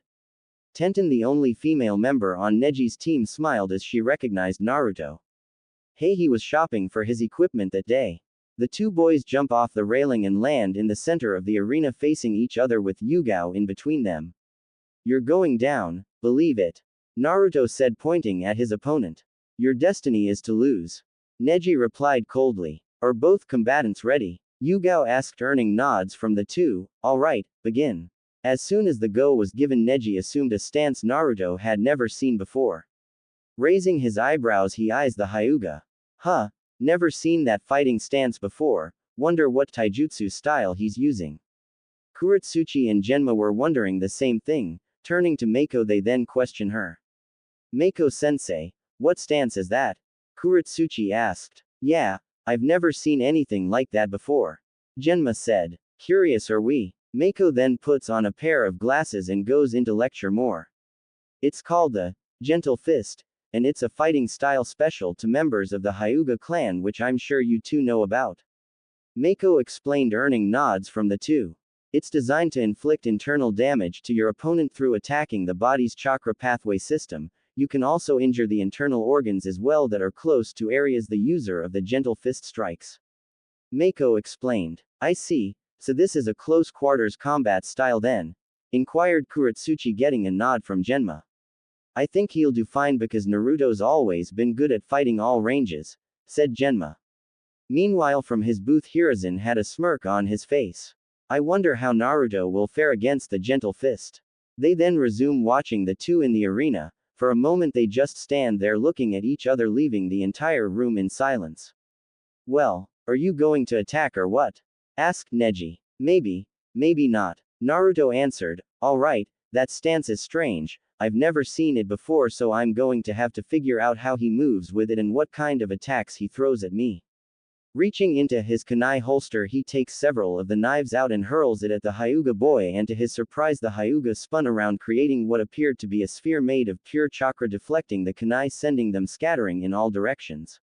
8 trigrams palms revolving heaven. Neji shouted out as he stops his rotation, nice try, but long-range attacks or anything involving projectiles won't work on me. Alright, so I can't use projectiles on this guy, maybe I can take him close range. Naruto then drew his 2 sai and charges the Hyuga. Seeing the blonde come for him, Neji waits until Naruto comes within a foot in front of him, and just as the blonde thrusts with his sai, Neji quickly draws a kunai knife and gracefully intercepts the blows with the kunai, and then performing a disarming maneuver which takes the sai right out of Naruto's grip. What the hell? Naruto thought in surprise. Kurotsuchi and Genma were sporting similar expressions on their faces as well. No way. Naruto is disarmed like it was nothing. Kurotsuchi thought. Shit. Naruto should avoid close quarters fighting with this guy. Genma thought with gritted teeth. With Naruto temporarily weaponless, Neji then gets into another stance never before seen by Naruto or any of his teammates. Great. What stance is that now? Naruto wondered. 8 trigrams. 64 palms. Neji shouted out, and Naruto is then struck 4 times in the chest from Neji's fingers. Ah shit. Naruto cried out in pain from the jabs. Naruto, get out of there. Kurotsuchi shouted. Seeing Neji come in for another flurry of strikes, Naruto quickly draws his ninjutsu and side ducks under the next strikes from the Hyuga boy. What? Neji whispered to himself as Naruto quickly performs a roundhouse kick, striking Neji across the side of the head, sending the Hyuga staggering sideways. Alright, now take this. Naruto then swung his ninjutsu sideways and manages to slice into the Hyuga's arm, making him grimace in pain. Naruto then followed through with a hurricane kick that strikes Neji multiple times in the jaw, with the final kick striking him incredibly hard on the temple. Gah! Cried out Neji as he falls onto the floor in pain. Yeah, that's how you do it, Naruto. Kurotsuchi cheered from the sidelines. Hey, come on Neji, don't tell me you're done already. Naruto laughed. Neji grunts in pain as he gets up on his 2 feet and assumes his gentle fist stance.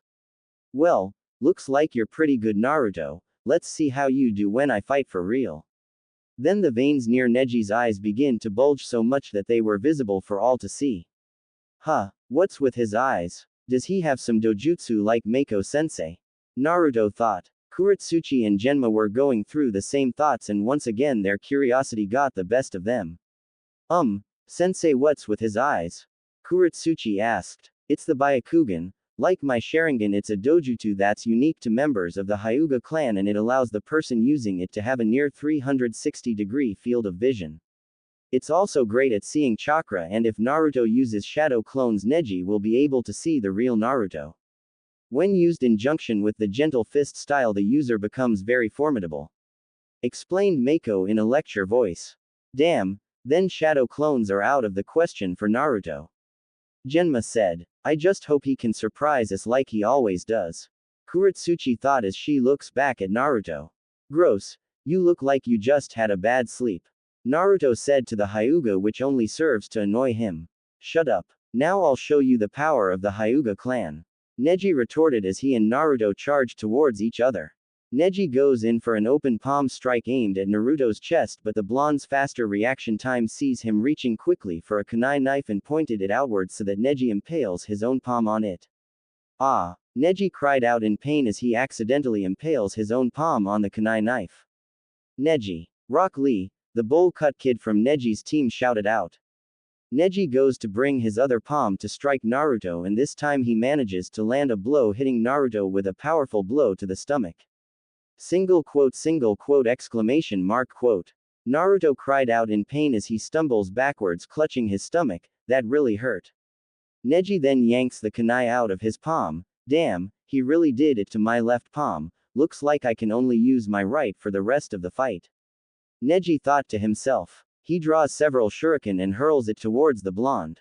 Naruto, watch out. Kurotsuchi called out. Huh, Looking up, Naruto spots the shuriken coming straight for him and he leans back, causing the projectiles to fly harmlessly past him, but as he gets his back straight he is greeted by Neji's palm coming directly at his face.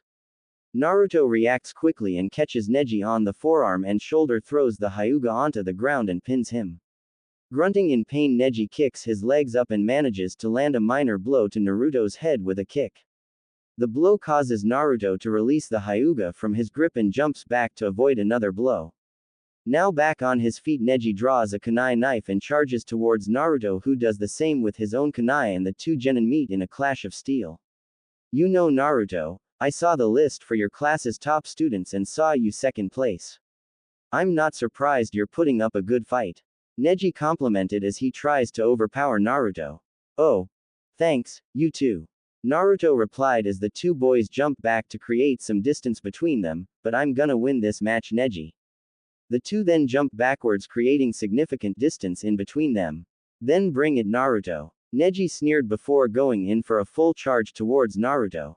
Seeing his opponent charging him, Naruto opens his palm and forms a Rasengan in his hand, and since everyone else in the room besides the Hokage, Yugao, Mako, Kurotsuchi and Genma were shocked at the sight of the ball of chakra. Of course he would use that. Kurotsuchi thought. Bye bye Hyuga. Genma said to himself. Neji, despite never seeing that jutsu before, charges aimlessly at Naruto. What jutsu is that? No matter, I can block it with a rotation. Just as Neji comes within a few feet of Naruto, the blonde shoots his arm out. Seeing this, Neji halts his charge and begins to spin to perform the rotation technique, but before he could even spin one revolution he feels a pair of hands wrap around his neck. What? Neji shouted as he felt the arms begin to apply pressure on his neck. He turns his head slightly and spots another grinning Naruto. Gotcha. Oh no. Neji then looks in front of him and sees Naruto dashing straight for him. Take this, Rasengan. The spiraling ball of chakra impacts Neji's body, making the Hyuga prodigy scream in pain as the Rasengan sends him careening into the wall, creating a dust cloud. As the dust clears, everyone saw Naruto standing victoriously, and in front of him was Neji's unconscious body. Neji! Rock Lee and Tenten shouted. Yugao walks over to Neji's body and palpates him. Nodding, she then gets up and walks over to Naruto, taking his hand and raises it into the air. The winner of this match is Naruto Uzumaki of Konohagakure, announced the purple-haired woman. Yes. That's my knucklehead. Way to go, Naruto. Kurotsuchi shouted from the sidelines. Hell yeah, Naruto. Genma called out. Nice job, Naruto. You did it. Mako thought with a timid smile. I did it, declared the blonde as he begins to jump for joy. Other genin such as the teams from Taki, Kiri and Kumo were thinking the same thing. Now that Blondie won, I hope I get to fight him. Fu thought with her fist clenched. That guy looked pretty handsome beating that Hyuga. Mei thought, eyeing Naruto with interest. Now I want to fight him to see which blonde is superior, thought both Yugito and Samui with smirks. A figure from behind Rock Lee and Tenten then hops over the railing and lands besides Neji's unconscious form and picks him up. The figure turns and faces Naruto. Yosh. Good job, Naruto. You've managed to defeat the strongest genin in my team. The Jonin shouted in a rather loud and annoying manner. Get out of here, guy. Yugao said with a sweat drop. Who are you? Naruto said. Guy then hops back onto the balcony and sets Neji against the wall. Forgetting the green-clad Jonin ever existed, Naruto then turns to walk back up the balcony where his team awaited him and was greeted by Kurotsuchi, who hugs him. Good job, Naruto. I knew you could do it. Kurotsuchi said. Yeah, that was a good battle, Naruto. Genma said, patting his friend on the back. Hehe. It was nothing, guys, said Naruto, scratching the back of head nervously. Mako eyes Naruto with a look of pride and a smile. He's really developed. You would be so proud of him, Minato-sensei. Kushina-sensei. Mako then walks over and pats Naruto on the shoulder. I'm proud of you, Naruto. Oh hehe, thanks sensei. Naruto said with a smile. With everyone settling down, Yugao then pointed towards the scoreboard, which was now cycling through the next set of matches. Alright, let's see who will be battling next.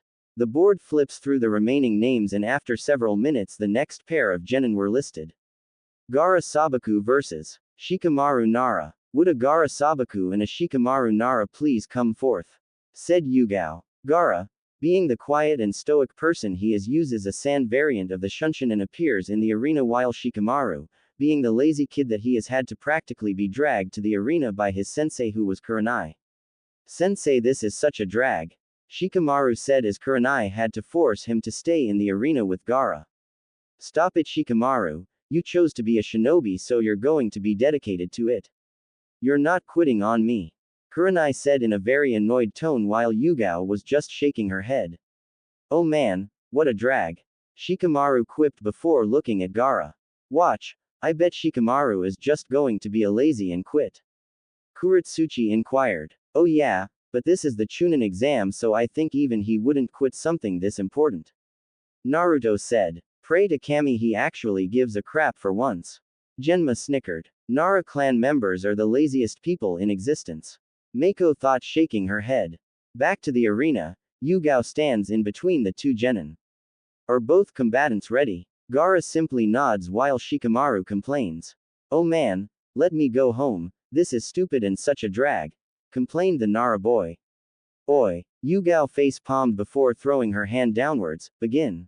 Sand began appearing all around Gaara, and before he could even use his sand jutsu, Shikamaru turned and walked away. Where are you going? Yugao asked. I quit, what a drag, Shikamaru answered as he makes his way out the door and began walking back to the village. Are you serious? Gaara growled in annoyance. You've gotta be kidding me. Yugao simply shook her head and walked over to Gaara. Winner of this match against the lazy one is Gaara Sabaku of Sunagakur. Gaara simply nods before he shunshins back to where his team were. Wow, Gaara, talk about an easy victory. One of Gaara's teammates, who wore a black and baggy full body suit, and he had a hood on with cat-like ears with purple face paint on him. Konkuro, I wasn't even going to squish that guy with my sand, if you're wondering that, Gaara said. Still, that was an easy win, but I did want to see you kick that guy's.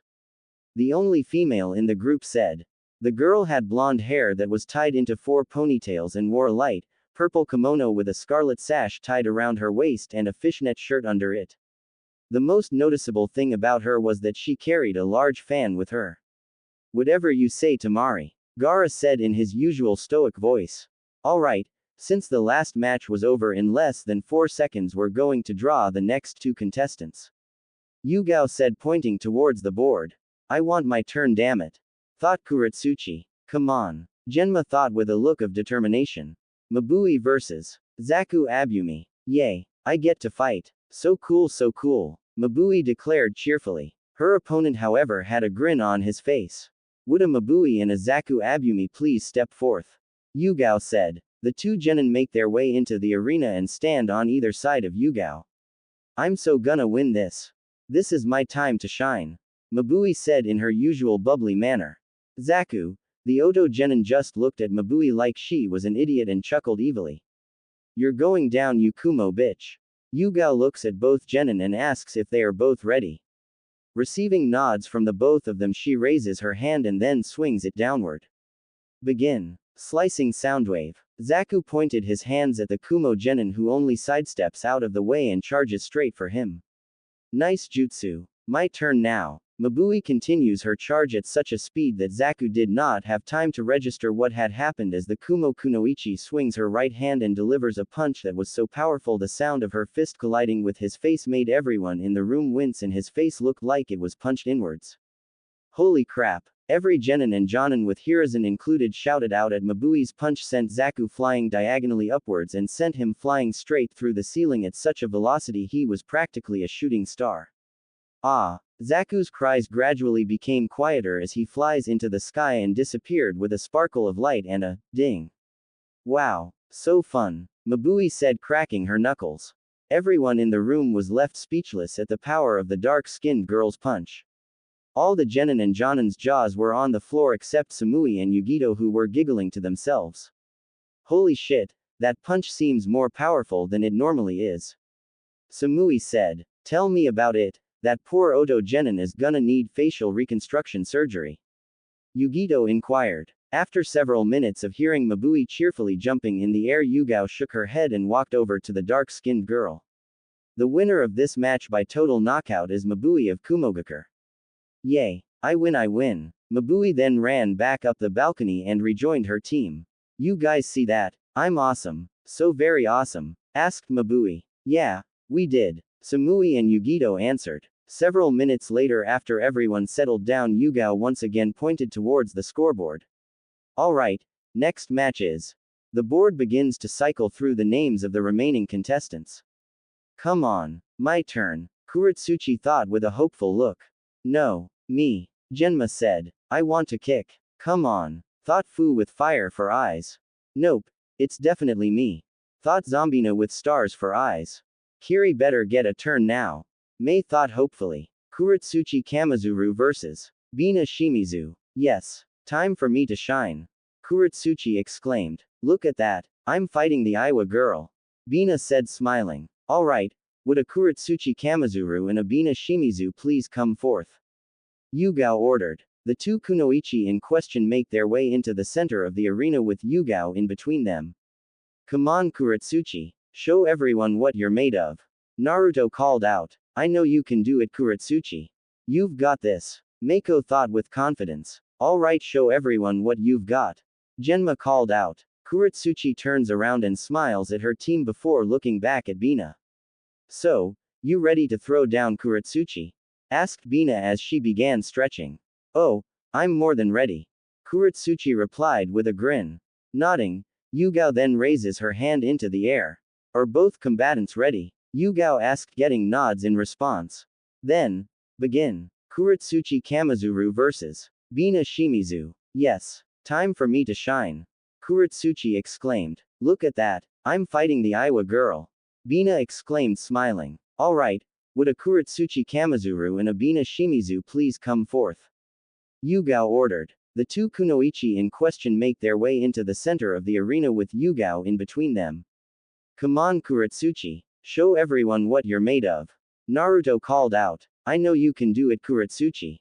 You've got this, Mako thought. Alright, show everyone what you've got, Genma called out. Kurotsuchi turns around and smiles at her team before looking back at Bina, who had a large grin plastering her face. So, you ready to throw down Kurotsuchi? Asked Bina, who was cracking her joints and stretching before taking off her bomber jacket, revealing her arms to have stitch markings all over it. Oh, I'm more than ready, Kurotsuchi said, thinking nothing of the stitches. Nodding, Yugao then raises her hand into the air. Are both combatants ready? Yugao asked, getting nods in response.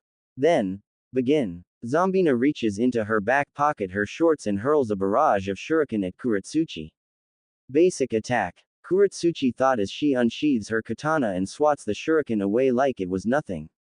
Kurotsuchi and Bina then charge towards each other, and when they come within a few feet of each other, Kurotsuchi goes in for a thrust with her katana, but the Taki kunoichi manages to block the blow with a kunai knife she had pulled out from her back pocket. The two girls become locked in a test of strength as they try their hardest to overpower the other. Damn Bina, you're pretty strong, Kurotsuchi said. Thanks to Bina being slightly taller, she had just a bit more leverage over the her.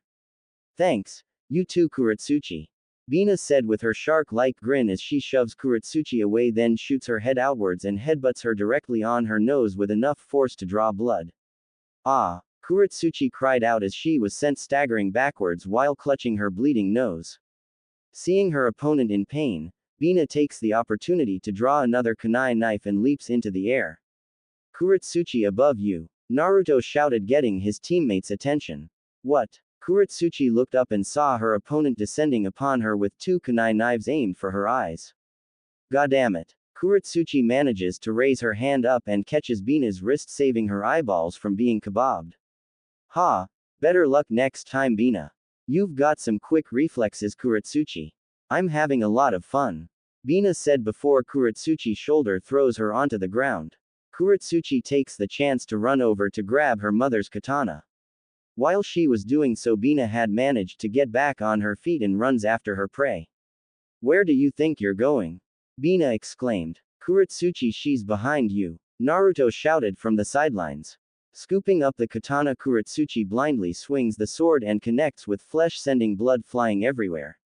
Everyone in the room went wide-eyed as Kurotsuchi's katana sliced her opponent's arms clean off, sending the limbs flying to the floor. The two kunoichi just stood there frozen in place, and it wasn't the fact that Kurotsuchi had sliced off another person's arm, it was the fact that Bina didn't seem to care that she just lost two limbs and she wasn't bleeding like any person would from a wound like that. Ah, Kurotsuchi, why'd you do that? Bina said in a tone that was a mix of shock and sadness. Now I have take a minute to reattach it, so could you hold on a second?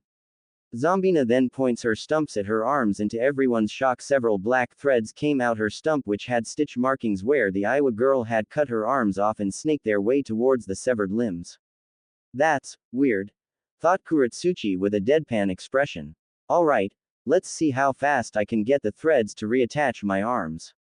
Bina said as said threads seemed to attach to the severed portion of the Taki girl's arm and brings it back over to her. Naruto and Genma, again their curiosity got the best of them, turned to face Mako. What technique is that, sensei? Asked Naruto. Yeah, that's kinda cool but yet, really weird. Genma said. Once again, Mako Uchiha puts on a pair of glasses and went into lecture mode. Well, Naruto, Genma, the technique this Bina girl is using is called the Jangu, or Earth Grudge Fear. It's a secret kinjutsu originating from Takigakure, and it makes the user's body seem like a rag doll, hence why this young lady has all those stitch markings. One way it can be used is if the user lost any part of his or her body, she can use those threads to reach out of her body and attach themselves to a severed limb, therefore reattaching it. Quite cool, yet very freaky. Oh, she can also use the threads to tear into a victim.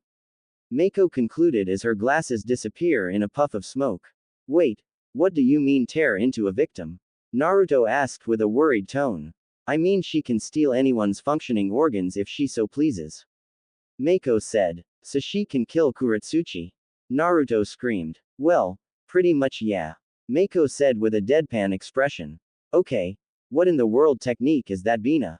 Asked Kurotsuchi as the Taki Genin's arms have now completely reattached. Hehe, it's called the Jangu, which is a technique that allows me to reattach any limbs I've lost in combat. I guess you can call it my Kekkei Genkai, said Bina with a grin. Alright, those threads look like they burn easily, and since I've learned a few basic fire jutsu from Mako sensei, I think I can take her down, but then I hope I don't end up killing her. Kurotsuchi thought. With her arms reattached, Bina turns to face Kurotsuchi, giving her a grin. Well, you're pretty good with the katana, Kurotsuchi. I actually didn't see that swing coming when you sliced my arms off. If there is an advantage you have over me, it's that I don't really have an element I can use well, so I'm stuck with taijutsu and hand-to-hand combat. Bina then took out a kunai knife and ran towards Kurotsuchi. Seeing her opponent coming, Kurotsuchi brings her katana up to intercept the kunai as the Taki Genin swings it and both blades connect, sending the sounds of steel colliding echoing throughout the room. Damn it, I can't just aimlessly cut her apart, I'll have to find a way to take her down, thought Kurotsuchi before seeing Bina bring her kunai in a downward thrust. Kurotsuchi steps backwards to avoid the attack, and Bina's kunai hits the ground with the point of the weapon becoming stuck in the floor. Single quote. Zombina whispered to herself. She tried to let go of the knife, but Kurotsuchi tosses two kunai knives and hits the red head in both her forearms, effectively nailing her to the floor. Shit, she's got me pinned. Smirking, Kurotsuchi goes to perform a series of hand seals but halts the seals when she sees Bina's black threads emerging from her body. Not going to take me down that easily, Kurotsuchi, declared the red-headed girl as the black threads snake their way towards Kurotsuchi. Shit. Kurotsuchi rolls under one mass of the black thread and jumps over another. Looking to her front, she spots another mass of the thread coming at her, and reaching for her katana, she swings it, slicing clean through the threads, clearing a pathway to Zombina. I've gotta find a way to stop her from using these threads, Kurotsuchi thought as she dashes towards the stitched girl, only for the red head to break free from the kunai whilst tearing her arms off once again in the process. Now free, Zombina points her stump at Kurotsuchi and sends another mass of black thread her way. Not again. Kurotsuchi swings her katana, slicing clean through the threads, sending pieces of it flying all over the place, and eventually she manages to once again cut a path open to Bina. Before she can fire another wave of thread, Bina is greeted by Kurotsuchi, who swings her katana, aiming it at her neck, and quickly reacting, she rears her body backwards, narrowly avoiding a full decapitation, and kicks the Iowa girl away, creating some distance in between them. Kurotsuchi successfully lands on her feet and refocuses her attention at Bina, and no surprise, she sees the black threads mending her neck back into place, much to her annoyance. Alright, no matter how many times I cut her up or how many times I slice her threads, they'll just keep coming. Kurotsuchi then closes her eyes and goes into a deep thought before opening them in realization. Aha, I get it, so her Jangu technique will just keep coming and coming no matter how many times she gets cut up. Well, I'm glad I learned some fire release. With Bina, she grumbles in slight discomfort as her Jangu snakes its way towards her hand and mends the limbs back into place while the same was happening to her neck. Damn, despite not feeling any pain, I can still feel discomfort of my limbs reattaching themselves. Thought the redhead as she focuses her attention back on Kurotsuchi, only to see the Iowa girl sporting a grin. You're awesome, Kurotsuchi, but still I'll win this fight, declared the red-headed girl before she activates her Jangu again and aims it towards Kurotsuchi. Just what I wanted. Kurotsuchi then performs a series of hand seals before taking her katana and running towards Bina. Coming close to the threads, Kurotsuchi slices clean through them, clearing another clear path towards the Taki Kunoichi. She quickly performs a series of hand seals and takes a big breath in. Fire release. Heat wave technique. Kurotsuchi then exhales, firing a cloud of smoke which contains small flames at her sword, and in the process the katana's blade becomes heated up and turns into a burning orange color. Bina's eyes widen seeing the heated blade. Shit, I know what she's going to do.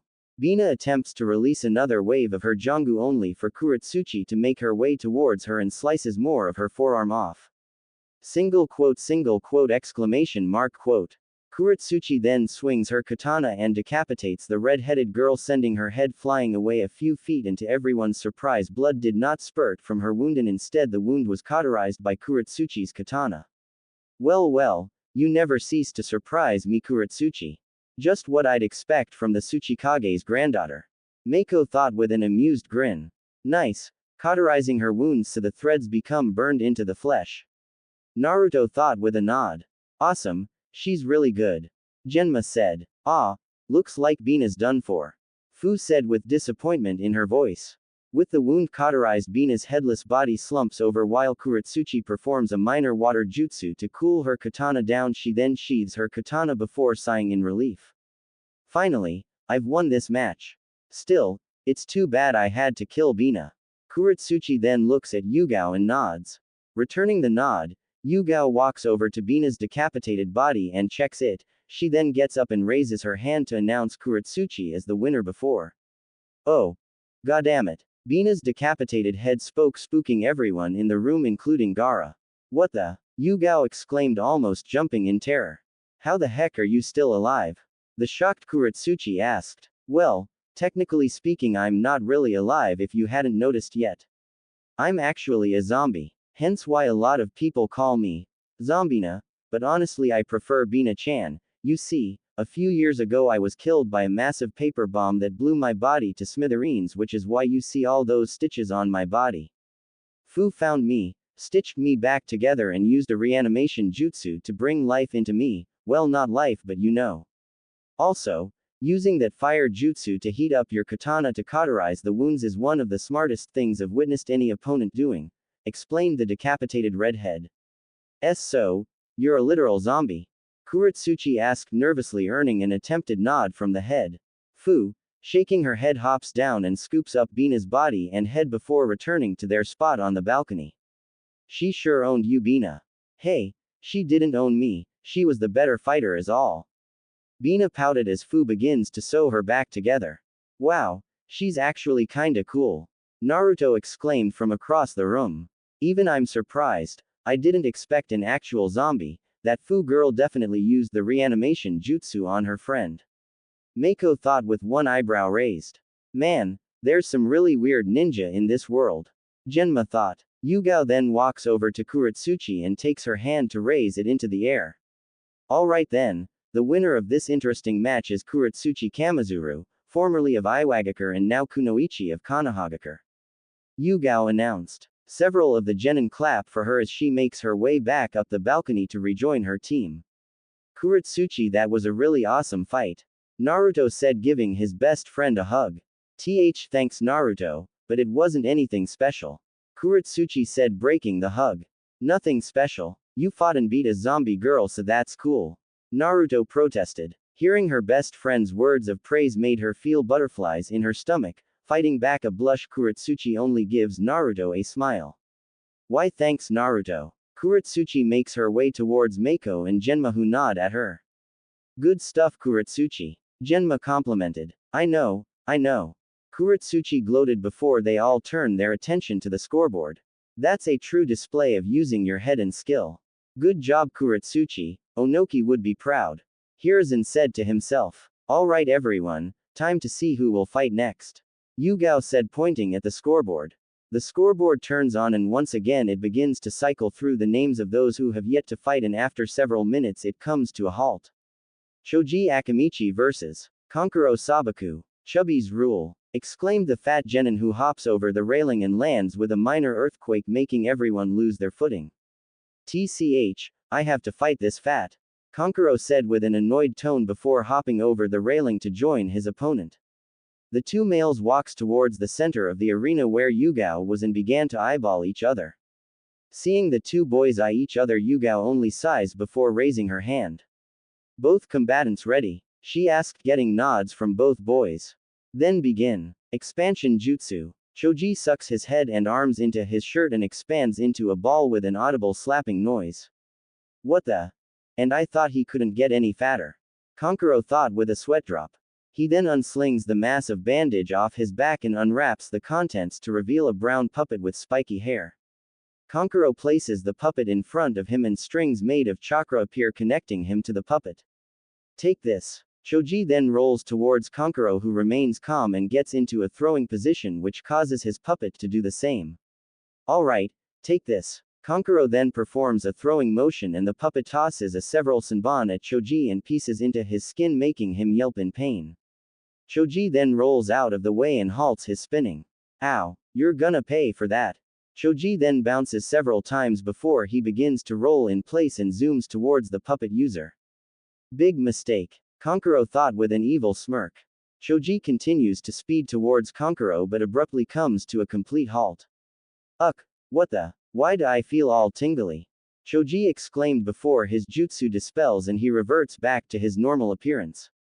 I feel sleepy. Choji muttered before falling over. Kankuro then looks at Yugao and gives her a nod. The purple-haired Jonin then walks over to Choji's body and checks him. Seeing that he had indeed been knocked unconscious, Yugao points to Kankuro. The winner of this match is Kankuro Sabaku of Sunagaku. Kankuro smirks and then leaps back onto the balcony to join his siblings. Good job, Kankuro. I'm glad you didn't kill the poor boy. A Jonin behind them said.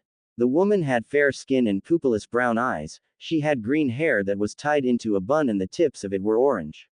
Meh. I wish I could have Pakura-sensei, but that would only make Suna look bad and ruin our relationship with Konoha. Kankuro said. Assuming her position in the center of the arena, Yugao points towards the scoreboard once again. And the next match is. The scoreboard turns on and begins cycling through the names. Sakura Haruno vs. Fu Ieyasu. CHYA. My time to shine, declared the overly loud and annoying Pinkett as she hops over the railing. Fu hops down onto the arena and makes her way towards the Pinkett and Yugao. Great. I have to fight this overly loud pink thing, thought the mint-haired girl. CHYA. You're going down, you mint-haired freak. The sheer volume of her voice made Yugao cover both her ears. Both combatants ready? Yes, Proctor-san. Fu answered. CHYA. Yeah. Sakura screamed. Begin. Sakura cracks her knuckles and charges Fu full speed with her fist clenched and ready to knock out the mint-haired girl. Take this. Chia. The second she came within punching distance of Fu, the tacky girl threw an incredibly hard jab that had so much force behind it Sakura was knocked out instantaneously and sent fling backwards several meters before she lands on the ground with a loud thud. Her nose was completely broken and her face was swollen and one of her eyes blackened from the hit. Damn, she's annoying. Fu exclaimed, cracking her knuckles. She then looks at Yugao and nods, prompting the Jonin to walk over to Sakura, and after checking that she was only knocked unconscious, she points towards Fu and announces, the winner of this match by total knockout is Fu Ieyasu of Takigakure. That's right. Fu bragged before hopping up to join Zombina. Holy shit Fu, that was hilarious. Zombina complimented. I tell you, if she gets knocked out with a single punch like that, she is easily the worst genin out of the whole group. Maybe the worst in history. Fu quipped. About 2 hours would pass and the tournament passed by smoothly as the matches progressed with varying results. The match with Chojuro versus an Odo genin named Dosu Kinyuda was a total one-sided battle as Chojuro swung his sword and caught the Odo male in a Hononuki bone mutilation technique that saw the Odo male pass out as his chakra pathway was disrupted, resulting in a near-instant win for the Kiri boy. After that match, Yugito ni the Jinchuriki of Nibi went up against Tenten, and it ended with a close fight where Yugito's superior taijutsu and Tenten's mastery of weaponry saw a back and forth match involving dodging and weaving that went on for almost 30 minutes, and eventually Yugito managed to defeat Tenten with a lightning jutsu, paralyzing her. Next up was Samui against an Odo kunoichi named Kinsuchi, and it was a near-instant win, much like Mabui and Chojuro's fights where Samui trapped Kin in a lightning cage jutsu and the Odo kunoichi was zapped into a coma. Following that match, they saw Utakata Tsushigumo the Jinchuriki of Rokubi go up against Rock Lee, and thanks to Utakata's unique fighting style, he fired several large bubbles straight at the green-clad genin and knocked him out in less than 5 seconds as the bubbles popped around his head with a lot force. Might Guy, the Jonin in charge of Team 9, bawled his eyes out when his precious student Lee was defeated so easily, and right after the match he ran off with Lee to run 20,000 laps around Konoha, much to everyone's. The next match saw the girl Yukari Nishizumi, who met Naruto and Kurotsuchi on their first day of the academy, go up against Hinata Hyuga, and it was a razor-thin match as Yukari had a natural affinity for both water and lightning release. She nearly defeated Hinata with a lightning lariat jutsu, but thanks to Hinata's having trained in the gentle step twin lion fist, she defeated Yukari before the girl could land a blow on her. And the winner of this close match is Hinata Hyuga from Konohagakure. Yugao announced. Thank you for the battle, Yukari. Hinata said, and the two girls shook hands before Yukari had to be escorted out by a medic to make sure Hinata didn't deliver any serious blows. Next battle is. Yugao pointed towards the scoreboard. Mei Terumi vs. Tamari Sabaku. Would Mei Terumi and Tamari Sabaku please come forth? Ordered Yugao. Well, this is sure interesting. Mei thought as she hops over the railing onto the arena where Tamari waited for her. Tamari eyed her opponent with interest, like she was almost analyzing her. So you're from Kiri. I see, so your main specialty would be water? Tamari inquired, but Mei just shakes her head no. Not at all, I think you'll be taken by surprise when I melt you away. Mei said with a sadistic grin. What's she talking about? Tamari thought it. Yugao stepped in between them. Are you girls ready? Asked the Jonin, getting nods in response. Then begin. Wind release. Wind scythe jutsu. Tamari shouted as she swings her battle fan, sending a gust of wind flying towards the auburn-haired girl. Against fire and lava, wind is nothing. Mei then performs a series of hand seals. Lava release. Melting apparition. Mei then fires a large stream of lava straight out of her mouth right for Tamari, and thanks to the wind scythe jutsu she had used, the lava, having fire-based chakra in the mix, expanded and nearly enveloped Tamari. Son of a bitch. Tamari screamed as she hops out of the way to avoid being melted. Landing on her feet, she sees Mei preparing another shot of the unknown jutsu, sending it straight at her. Damn it. Not again. Tamari thought as she effortlessly dodges the technique, but as soon as she landed, Mei had already fired another barrage of lava, and before she could react, the lava engulfs Tamari's battle fan, melting it right in her hand. No. My battle fan. Tamari pulls her hand back just in time to avoid having it melted and looks up to see Mei performing downwards axe kick, hitting her on the crown of her skull, sending her face crashing into the ground, nearly knocking her out. Oof. Tamari cried out in pain as she attempts to get up, only to fall flat on her face again, letting out small moans of pain. Smiling, Mei looks at Yugao and nods. Alright, winner of this battle is Mei Terumi of Kurigakure. Gaara and Kankuro hop over the railing to pick up their sister and take her back to Pakura. Naruto, Kurotsuchi and Genma were staring at Mei with disbelief while Meiko was doing her best to hold in her laughter. Hey, I thought I was the only one who knew lava release. exclaimed Kurotsuchi. I thought it was unique to people in your family Kurotsuchi, but it looks like Kiri might have some lava users too. Said Naruto. Definitely not messing with her. I'm not melting anytime soon. Genma said, holding his hands up. With Mei and Temari's match concluding, Yugao clears her throat before speaking to the crowd. Everyone, we are just about finished with the elimination rounds. Now we will move on to the final match. Genma Shiranui and Sasuke Uchiha, will you two please step forth? Good luck Genma. Naruto, Kurotsuchi and Mako said. I don't need it, I am luck. Genma joked as he jumps over to railing to confront Sasuke, who was already down in the arena. You're dead meat Shiranui. Sasuke spat. Says the one who got beat by Naruto and Kurotsuchi.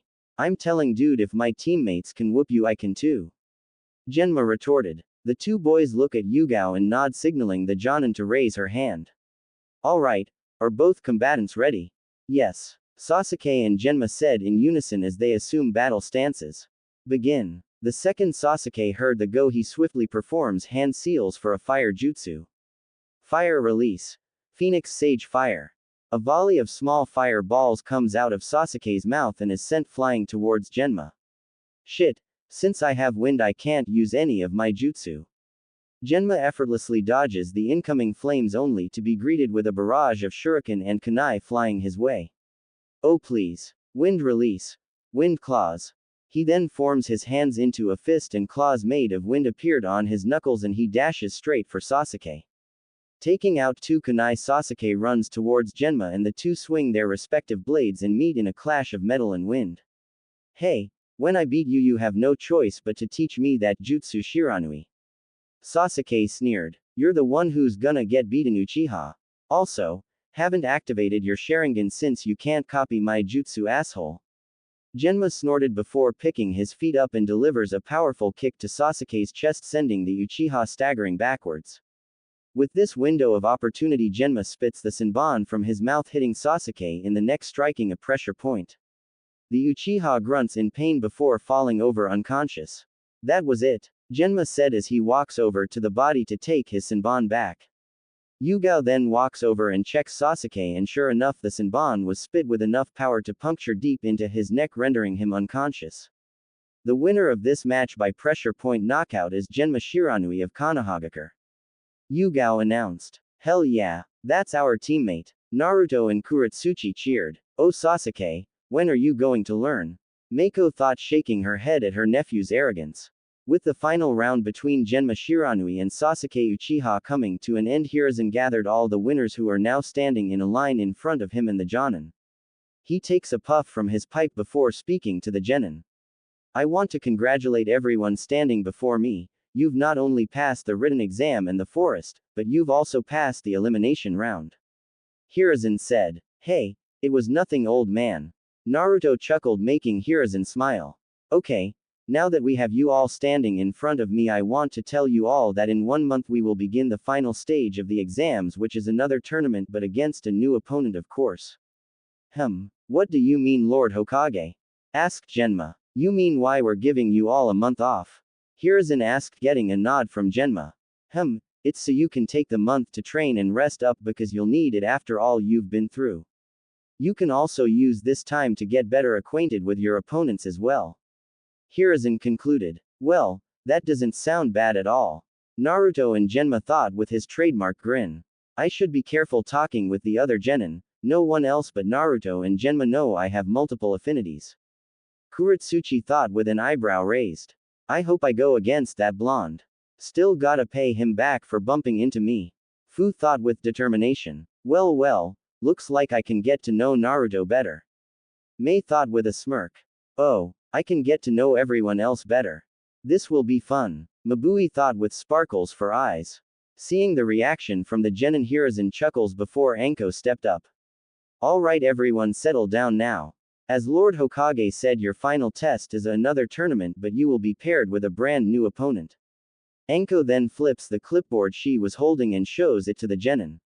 Here is the list. Naruto Uzumaki vs. Fu Ieyasu. Kurotsuchi Kamizuru vs. Mei Terumi. Genma Shiranui vs. Shino Aburame. Gaara Sabaku vs. Chojuro Kawasaki. Samui vs. Hinata Hyuga. Mabui vs. Konkuro Sabaku. Yugito ni vs. Utakata Sushigumo. Yes. I'm fighting the blonde. Payback time. Fu thought with glee. Ah crap, I'm against Fu.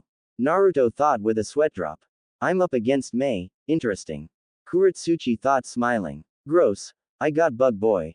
Genma thought looking at the Aburame. Future Mizukage against the Tsuchikage's granddaughter. Now that is a fight. Mei thought with a grin. Now that you see who you're fighting against, there is nothing else for me to say except the other 4 Kage will be watching with me. Dismissed. Hiruzen said. Unknown cave, Fire Country. In an unknown and secluded cave somewhere within Fire Country, we see 2 figures facing each other and were appearing to have conversation. One of the figures was wearing the same exact robes as Deidara and such and had shoulder-length red hair and had strange-looking eyes. The other man was a rather tall individual wrapped head to toe in bandages, wearing a purple kimono and had a katana on his person. So it's true then, the Jinchurikis are participating in the exam, said the mummified man. Yes, what do you plan on doing with them if I may ask? The red-haired man asked. Get them and you will see. I've been plotting against the 5 Kage and their villages since the last war, and having the Jinchuriki will allow someone strong like me to defeat the shinobi. Remember, you're all merely pawns, Nagato, replied the mummy man. The response caught the red-haired man off guard, and even though he could use his power to get rid of the man, even he gave off a vibe that made him submit to his superiority. Yes, I understand. Shall we attack Konoha during the finals to test them?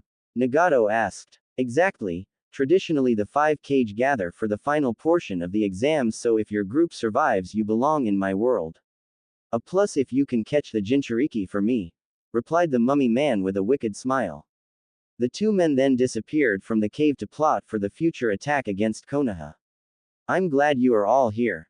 Hiruzen spoke before a group of Jonin who were kneeling before him. As you all know by now, this exam saw 5 of the Jinchuriki participate, and in the elimination round they all have won their matches.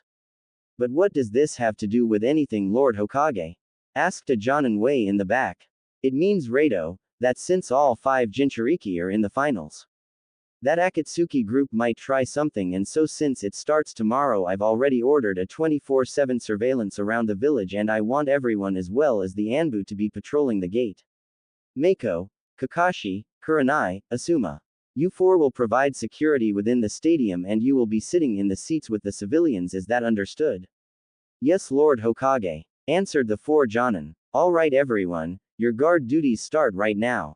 Dismissed. All the Jonin turned to leave except Mako, who remained kneeling where she was. When the room clears of all the other Jonin, Mako stands up and walks closer to Hiruzen. Lord Hokage, I know Mako, I know, it's about him, right? Hiruzen asked. Yes, I have the hunch he's a part of this group, and if he shows up I want to kill him. Mako said. Hiruzen takes a few puffs from his pipe before continuing. He was the best Jonin in his class, and I feel you are the one that can best him.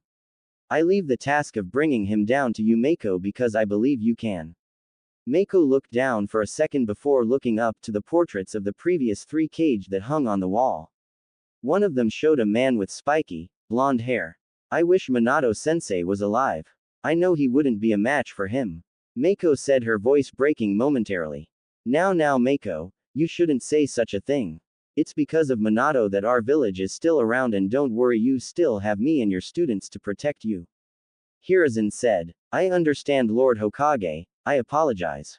Mako said with a small nod before turning to walk away. Mako, wait. Yes. Do you think it's time for Naruto to learn who his parents are? Hiruzen said. Mako goes into deep thought for a few minutes before giving her answer. I would think so. From what we've seen of him the past weeks and months, he definitely performs at the Tokubetsu Jonin level, and he's old enough to know. But what about Kurotsuchi's reaction? I fear that she may despise and loathe Naruto for. You know. Hiruzen said. Mako just simply shook her head. She would never in a million years hate Naruto. Those 2 have known each other for almost 5 years now, and when she learned of Naruto being the Kyuubi's container, her feelings towards the boy have not changed. Feeling? You mean? Hiruzen asked with a raised eyebrow and amused smirk. That's right. Kurotsuchi and Naruto love each other and they're so close that even with what Minato-sensei did in the last war, I'm sure Kurotsuchi will not hate Naruto as he wasn't the one who did it. Mako concluded. Very well then, if you're up to doing it then let me know when you plan to. One last thing I want to ask is this. Do you know how many years I've been Hokage? Hiruzen asked. Yes, about 40 plus and counting. Old man. Mako said jokingly. That's right, I'm getting too old for this crap, so I'm having my successor who agreed to take my place as soon as the exams are over. Wait, you don't mean Lady Tsunade, do you? Mako asked with a shocked expression. Oh yeah, the one and only. I know, right? Shocker. I'm surprised she agreed to be the 5th Hokage. Hiruzen quipped. You're telling me, did you do anything to convince her? I mean, she's so stubborn, isn't she? Said Mako. She is, but I convinced her by offering 100 billion ryo if she willingly does it, so there you go, 5th Hokage. Hiruzen began laughing his old butt off while Mako was staring at him with a deadpan expression. Oh Lord Hiruzen. Oh, by the way, where did you teleport that Akatsuki member's bomb? Asked Hiruzen. Mako just went wide-eyed and chuckled nervously. Oh well, waterfall, near Tankazu town. In the warm waters of a large pond with a waterfall near Tanzaku town, the camera pans downward to show 2 females bathing in the water, and we see a blonde-haired woman who appeared to be in her early 30s and a young girl about 14 years old relaxing in the warm water. Lady Tsunade, are you ready to take the place of Lord Hiruzen and becoming the 5th? The girl with shoulder-length black hair asked. Meh, as much as I don't like to go back to Konoha, I don't mind. It's been a while anyway, so I might as well take over for the old geezer Shizune. Tsunade said. Oh, being Hokage sounds so exciting. Shizune exclaimed. But the paperwork, goddammit. Tsunade muttered with annoyance. Unknown to the female shinobi, they were being spied on by a figure hiding out in the foliage close by. The figure had spiky white hair that was tied into a ponytail. Hee. Oh, this is so good. After all these years I've finally got good research off you, Tsunade. The figure said while scribbling ferociously into his book. The perv didn't notice, however, that a spiraling void appeared above him, and then appeared Deidara's bomb, which slowly descended upon the peeping Tom. Noticing the shadow above him, he looks up. What in the world is that? Exclaimed the perv before the bomb strikes the ground next to him and detonates, sending him flying forward into the water. The sudden explosion caught the ladies by surprise and they scream at the sudden boom, only to stop when a smoking figure landed in the water in front of them. The perv, jumping up to get some air, was greeted by 2 angry females. What the? Jiraiya, what are you doing here? Tsunade asked in pure anger. Gross. You old perv, you were spying on us. Shizune pointed a finger at him accusingly. Recovering from his fall, Jiraiya shook himself dry before realizing the situation he had got himself in. Turning around, he saw Tsunade and Shizune sporting very angry faces and tick marks on their heads. Oh, I just happened to be in the neighborhood, ladies, no pervy intentions. Jiraiya held in hands up in defense but was greeted by a chakra-infused punch right in the jaw, sending the old man rocketing into the sky. Hokage's office, same time. As usual, we see Hiruzen going over the last of his paperwork for the afternoon when he looks out the window, having sensed a presence loom over the village. What's that? Hiruzen then gets up and walks to the window and opens it. He peeks his head out and spots something reminiscent of a flaming meteor. Hearing a faint, familiar scream, Hiruzen recognized the voice and chuckled. Oh Jiraiya, what have you done now? 3rd training field. The next morning we see Mako Uchiha and Kurotsuchi in a kenjutsu spar. On the sidelines we see Naruto and Genma sitting down and watching the 2 kunoichi go at it. Since the end of the elimination rounds, Mako had trained regularly with her 3 students on the weekdays for the past month in preparation for the finals. Go Kurotsuchi! Cheered Naruto and Genma. You know, watching 2 girls fight is pretty interesting. Naruto said. You got that right. I like how Kurotsuchi is keeping up even with someone as experienced as sensei. Genma said. Come on Kurotsuchi, give it all you've got. Mako goes in for a downward swing only for it to be blocked by Kurotsuchi's katana. Kurotsuchi takes Mako by surprise when the Iowa girl parries Mako's sword, sending it flying out of the Jonin's grip. Impressive. Kurotsuchi then takes advantage of the situation and goes for a flurry of swings hoping to land a blow on Mako, but the Jonin smirked as the katana came within reach of her and appeared to cut her chest. Got you, sensei. Kurotsuchi thought with a grin. That grin however vanished when Mako turned into a flock of ravens. Shit.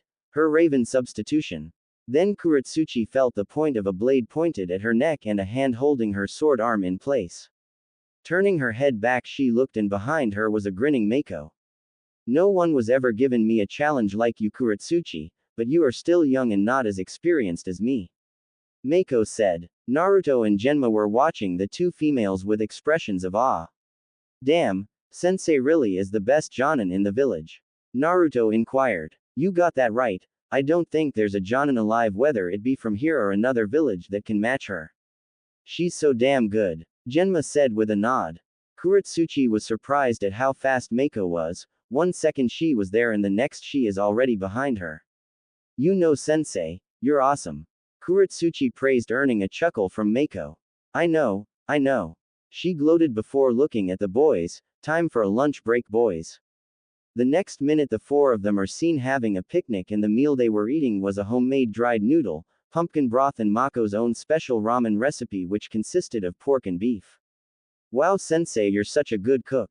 Naruto exclaimed in glee. I know, Naruto cooks good, but you're better, said Kurotsuchi, making the blonde face vault. Hey, my cooking is awesome. I bet I can cook better than sensei, declared Naruto. A cooking contest. I'd like to see that, but you're easily going to get your handed to you on a plate, Naruto, said Genma with a laugh. Mako just simply shook her head at her genin's antics, particularly Naruto, who thought he was the better cook between them. Actually, here's a question for Naruto. Who's the better cook, me or Kurotsuchi? Genma clenched his hand into a fist and placed near his mouth while mouthing, oh, while Kurotsuchi placed her hands on her hips and gave Naruto a look that was reminiscent of an angry mother. You'd better say my cooking is better, Naruto, after all we've been through. Kurotsuchi then grabbed Naruto in her nose, pinch, making the blonde cry in anguish. Ow, your cooking is the best. Naruto screamed, hoping the compliment would free him from her grasp. Hearing his words, Kurotsuchi smiles and lets the blonde free from her nose pinch. Good boy, Naruto. You know how to flatter a girl. Rubbing his nose, Naruto just cutely pouts, looking the other way. Seriously, when he pouts he looks kinda cute, Kurotsuchi thought. Genma just chuckled at Naruto's pouting. Man, these two couldn't be any more obvious. Alright, you two, let's go over the training we've done for the past month.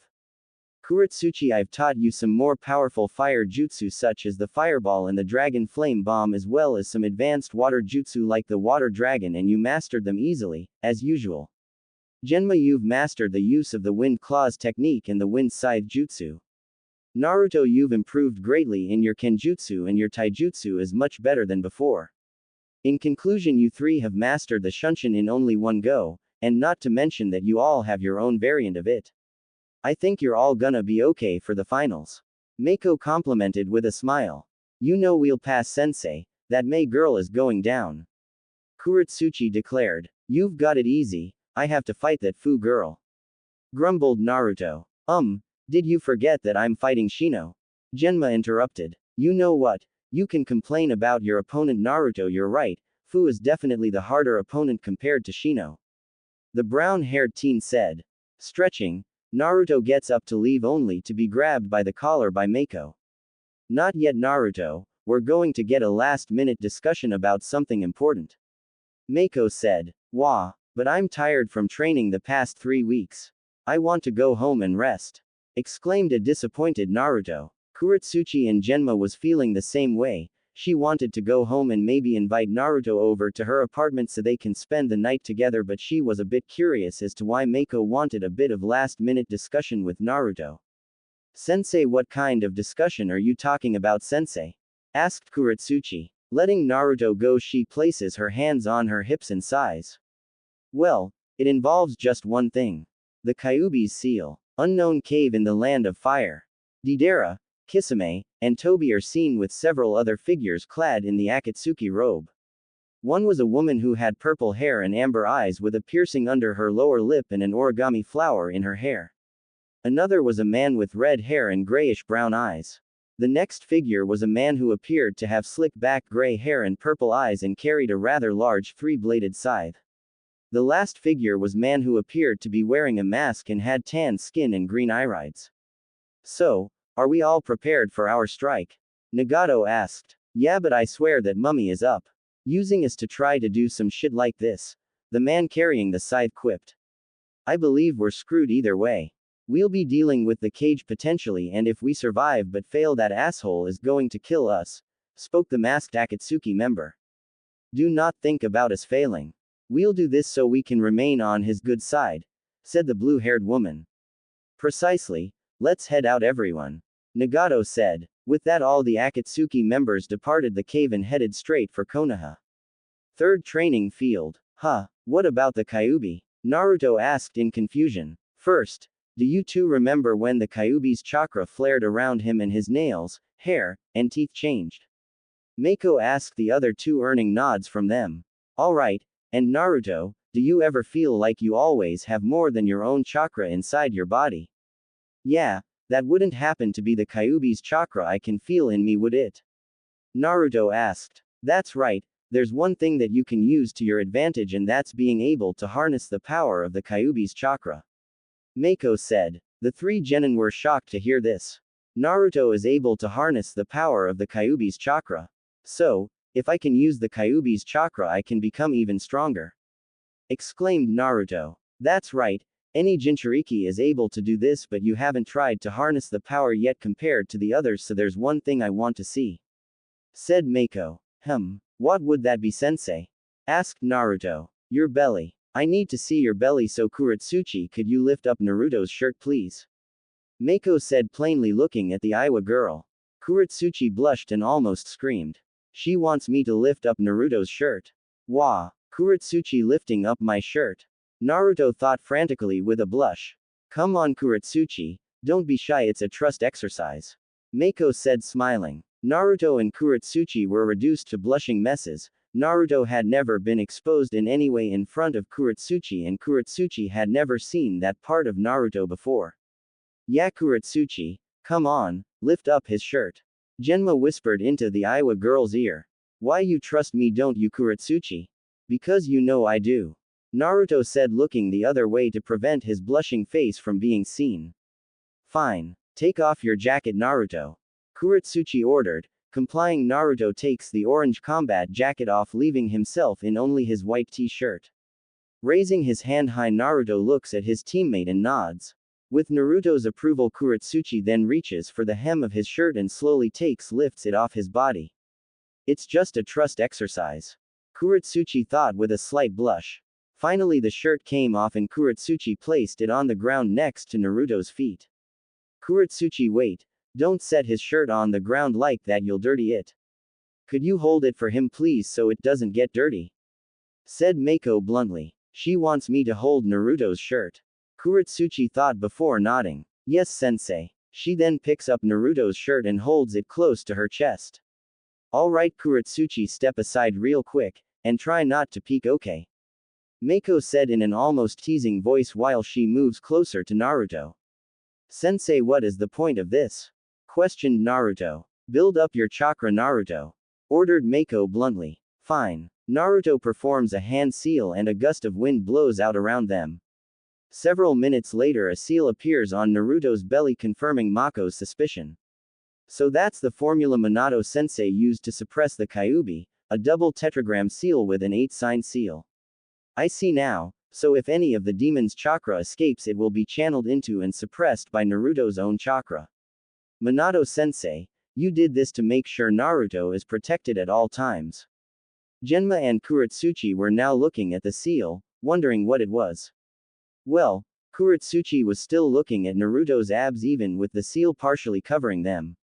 Sensei, what's that seal? Genma asked. The seal the fourth Hokage put on Naruto to seal the Kyuubi within him. Mako answered as she gets up. Okay, Naruto, you can put your shirt back on.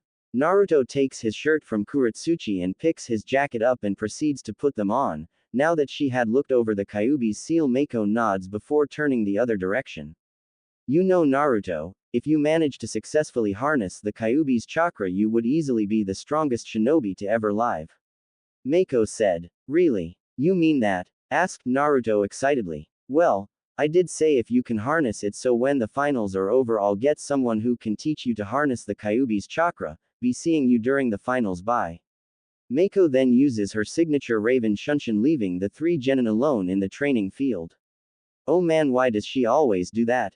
Naruto complained. Beats me. Oh well, we're done training, so what do you guys want to do? Kurotsuchi asked. Genma just stretched and cracked his neck before walking off. I think I'm gonna go home and take a nap, can't get in the way of a budding relationship, you know. Smell ya later. Genma then disappears with his wind Shunshin, which looked like a small tornado. With their sensei and teammate gone to who knows where, Naruto and Kurotsuchi were now left alone in the field. Since they pretty much didn't have anyone home waiting for them, Naruto decided to speak up. Hey Kurotsuchi. What is it, Naruto? Naruto then began blushing moderately. Despite knowing her for close to 5 years, the blonde was still very shy when it came to asking Kurotsuchi something. Do you, want to get some ice cream together? Asked the nervous blonde. Now it was her turn to be the teasing and confident one. You mean like a date? Wah. No, not at all. Just two best friends getting some ice cream. Yeah, that's what it is. Naruto protested while holding his hands up in defense. Fine. Let's go get some ice cream, it is pretty hot today. Kurotsuchi said, motioning for the blonde to follow. Phew. For a second there I thought she was going to pulverize me if I was asking her on a date. Thought Naruto with a look of relief. Konoha shop it. After making their way back to the village, Naruto and Kurotsuchi decided to have a late afternoon and are seen eating some ice cream, and they each had a plate of teriyaki set in front of them. All paid for by Naruto, of course. Come on Kurotsuchi, I don't to pay for the next meal. Complained Naruto as he holds onto his precious frog wallet. The guy always pays, Naruto, you know that. Kurotsuchi said as she takes a bite from her ice cream. Just then an idea came into her head. Say, would you like to try some of mine, Naruto? But we have the same flavor. Just try some of mine. Kurotsuchi insisted. Fine. Naruto then leans over the table as Kurotsuchi reached her arm out, and as soon as Naruto's face got close to the ice cream, Kurotsuchi reached for the back of Naruto's head with her other arm and shoved it into the ice cream. Ah, cold, cried out the blonde as he reaches for the napkin dispenser and goes to clean his face. Ahahaha, I can't believe you fall for that every time, Naruto. Kurotsuchi got out between laughs. As the two of them continued on their business, two figures walked up to them. Well, hello Naruto, Kurotsuchi. A voice spoke out. Looking behind them, the two see Mei and Fu standing before them. Oh hi Mei, Fu, what have you guys been up to? Asked Naruto. Oh well, you know, training with my teammates, finals tomorrow, and a bit hungry. Say you don't mind if we join you guys, do you? Mei asked. Sure, I don't see a problem with it. Kurotsuchi said, pointing to two seats at the table.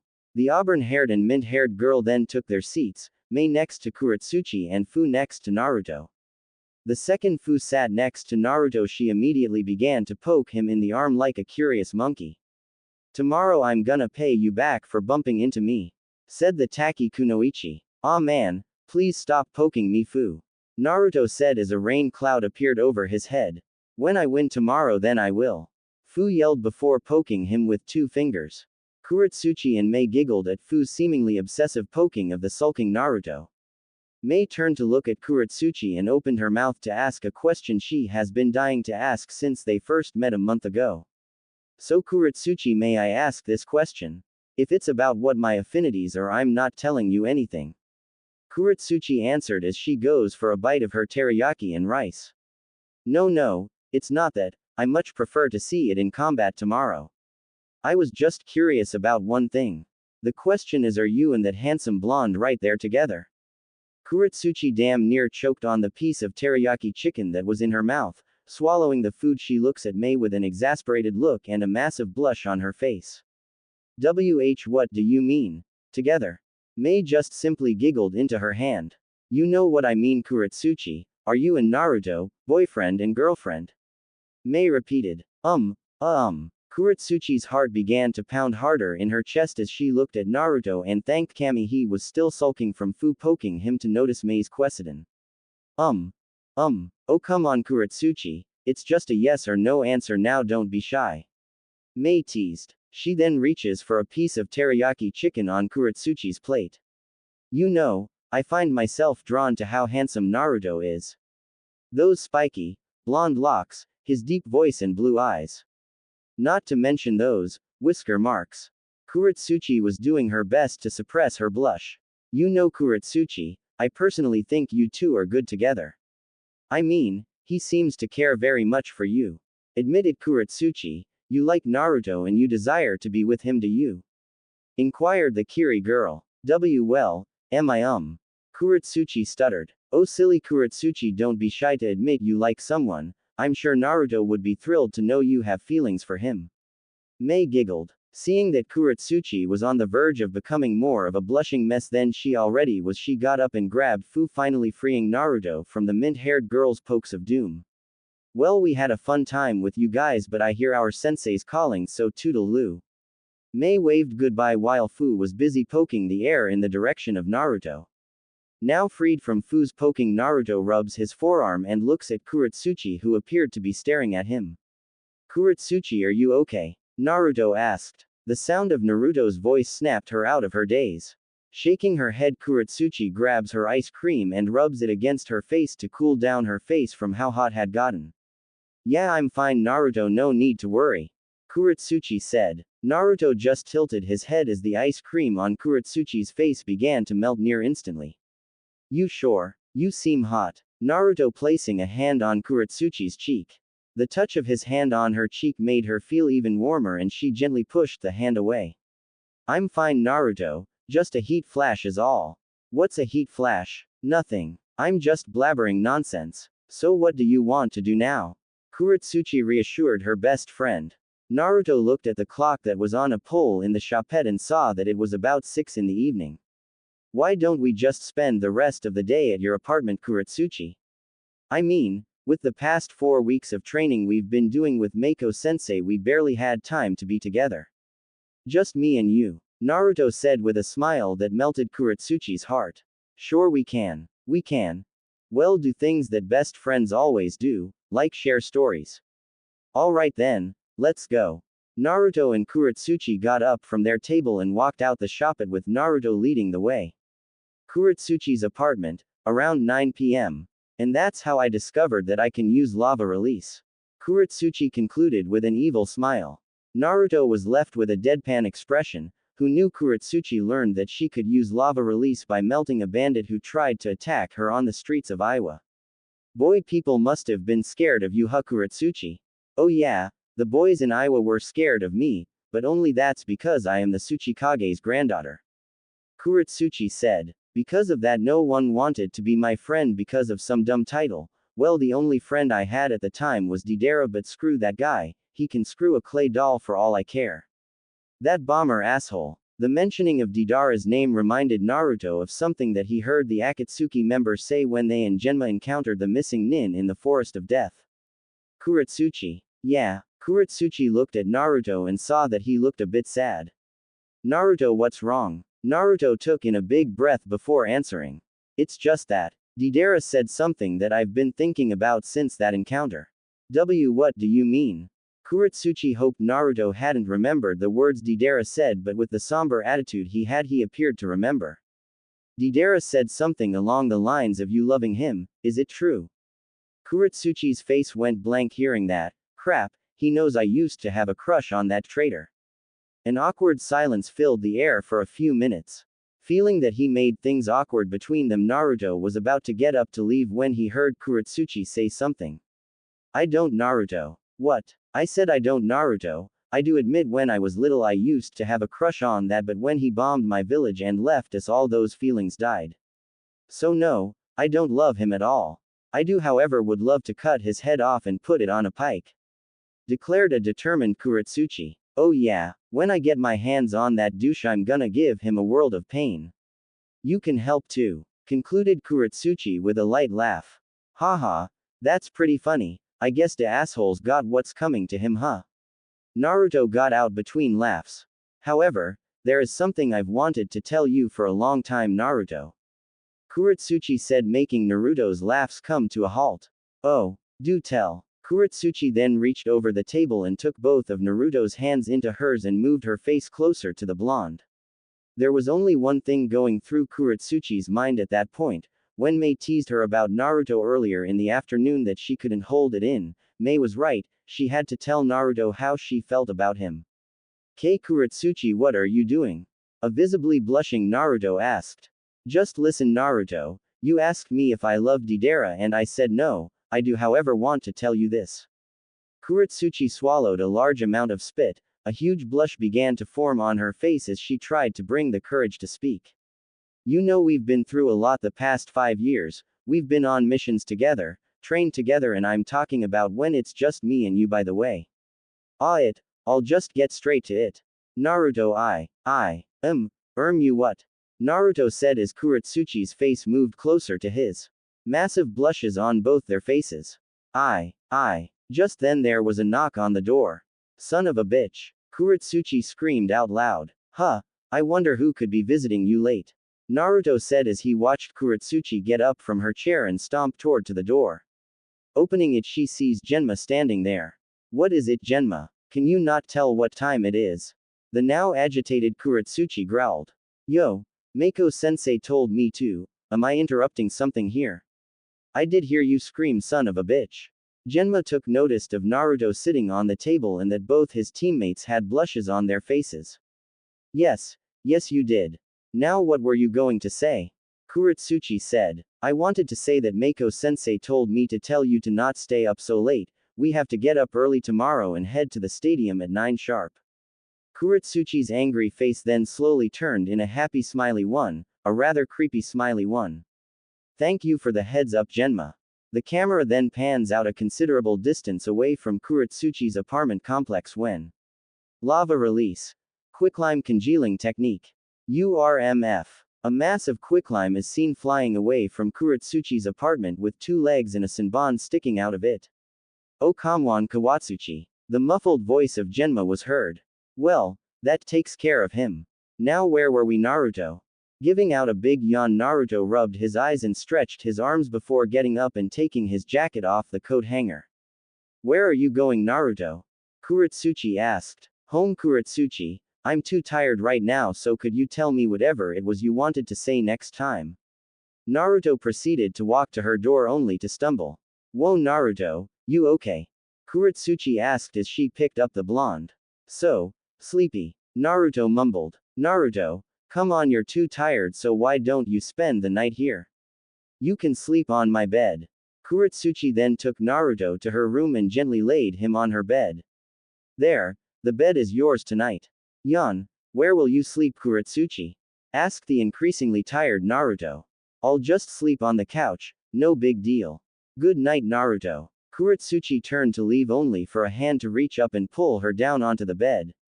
Naruto, what are you doing? Kurotsuchi said as Naruto wrapped his arms around her and began to snuggle her. Naruto. The position they were in saw Kurotsuchi's face resting against Naruto's chest with her arms pinned to where his abs would be. For Naruto, his chin was resting on her head and his arms were wrapped around her waist. Good night, Kurotsuchi. Naruto said before he started snoring.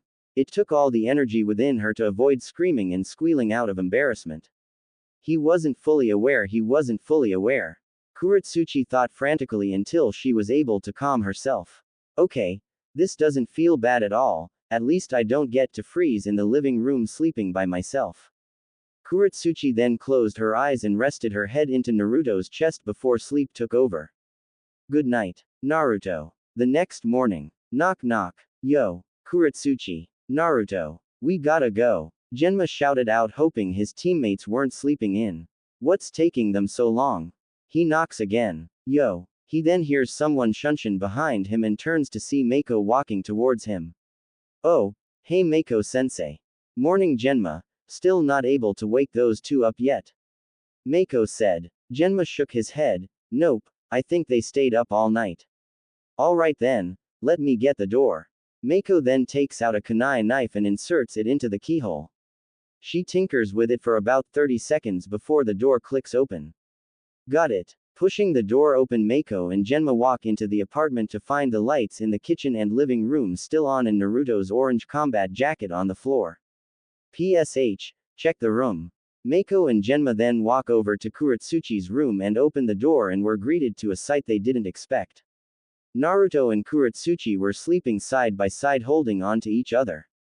Kurotsuchi had one arm wrapped around his neck while her other was on his cheek. Naruto had both his arms wrapped around her waist. Oh, I see now. Mako said before she prods them both gently. Pissed, Naruto, Kurotsuchi, wake up. Both the pink-eyed girl and the blonde boy began to stir and separated as they sat up rubbing their eyes. They both gave out big yawns before opening their eyes. Wow, that was the best sleep I've ever had. Kurotsuchi said stretching before noticing her sensei and Genma, Mako-sensei. Genma, what are you guys doing here? Mako was about to speak when Naruto started talking. Best sleep ever. Oh hey sensei, Genma. Genma was about to explain what was going on and wanted to ask about the position they were sleeping in until Mako covered his mouth. Anyway, finals starts in an hour, so hurry and get ready. Oh that's right. The finals. Come on Naruto, we need to get ready. Kurotsuchi tossed Naruto his boots while she put on her brown vest and wrapped her red Konoha headband on. Shit, I think we overslept. Naruto exclaimed in shock as he puts his boots and his headband on. Ready. The two teens said. Mako just let out a giggle. You guys have bedheads. Mako then produces a mirror from Kami knows where and let the two of them look at their reflections. Oh my Kami. Naruto and Kurotsuchi screamed in unison. Hey quiet down you two, you're gonna wake the neighbors. Mako as she walks over to Kurotsuchi's dresser and took out a comb from the drawer. I'll take care of your hair Kurotsuchi. Naruto, you can just shake your head a few times and it'll go back to normal. Said Mako. Yeah, I'll just go wait in the kitchen then. Genma said before he left. Mako was about to take care of Kurotsuchi's bedhead when Naruto approached her. What is it Naruto? Asked the Uchiha. I was wondering if. May I do Kurotsuchi's hair? Naruto asked twiddling his fingers. Raising her eyebrow, Mako looks to Kurotsuchi who seemed a bit nervous. Naruto will do your hair okay Kurotsuchi. Kurotsuchi only nodded in response. Mako smiles and hands over the brush to Naruto. Be gentle okay. A girl's hair is delicate. Mako said before leaving the two alone in the room. With Genma and Mako gone, Naruto stands behind Kurotsuchi and begins brushing her messy hair. You know, I've always loved your hair Kurotsuchi. Naruto complimented as he continued to tend to the jet black hair. Why you think so? I never really take care of it. I just hop into the shower, get out and dry it off with my towel. Kurotsuchi said with a slight blush.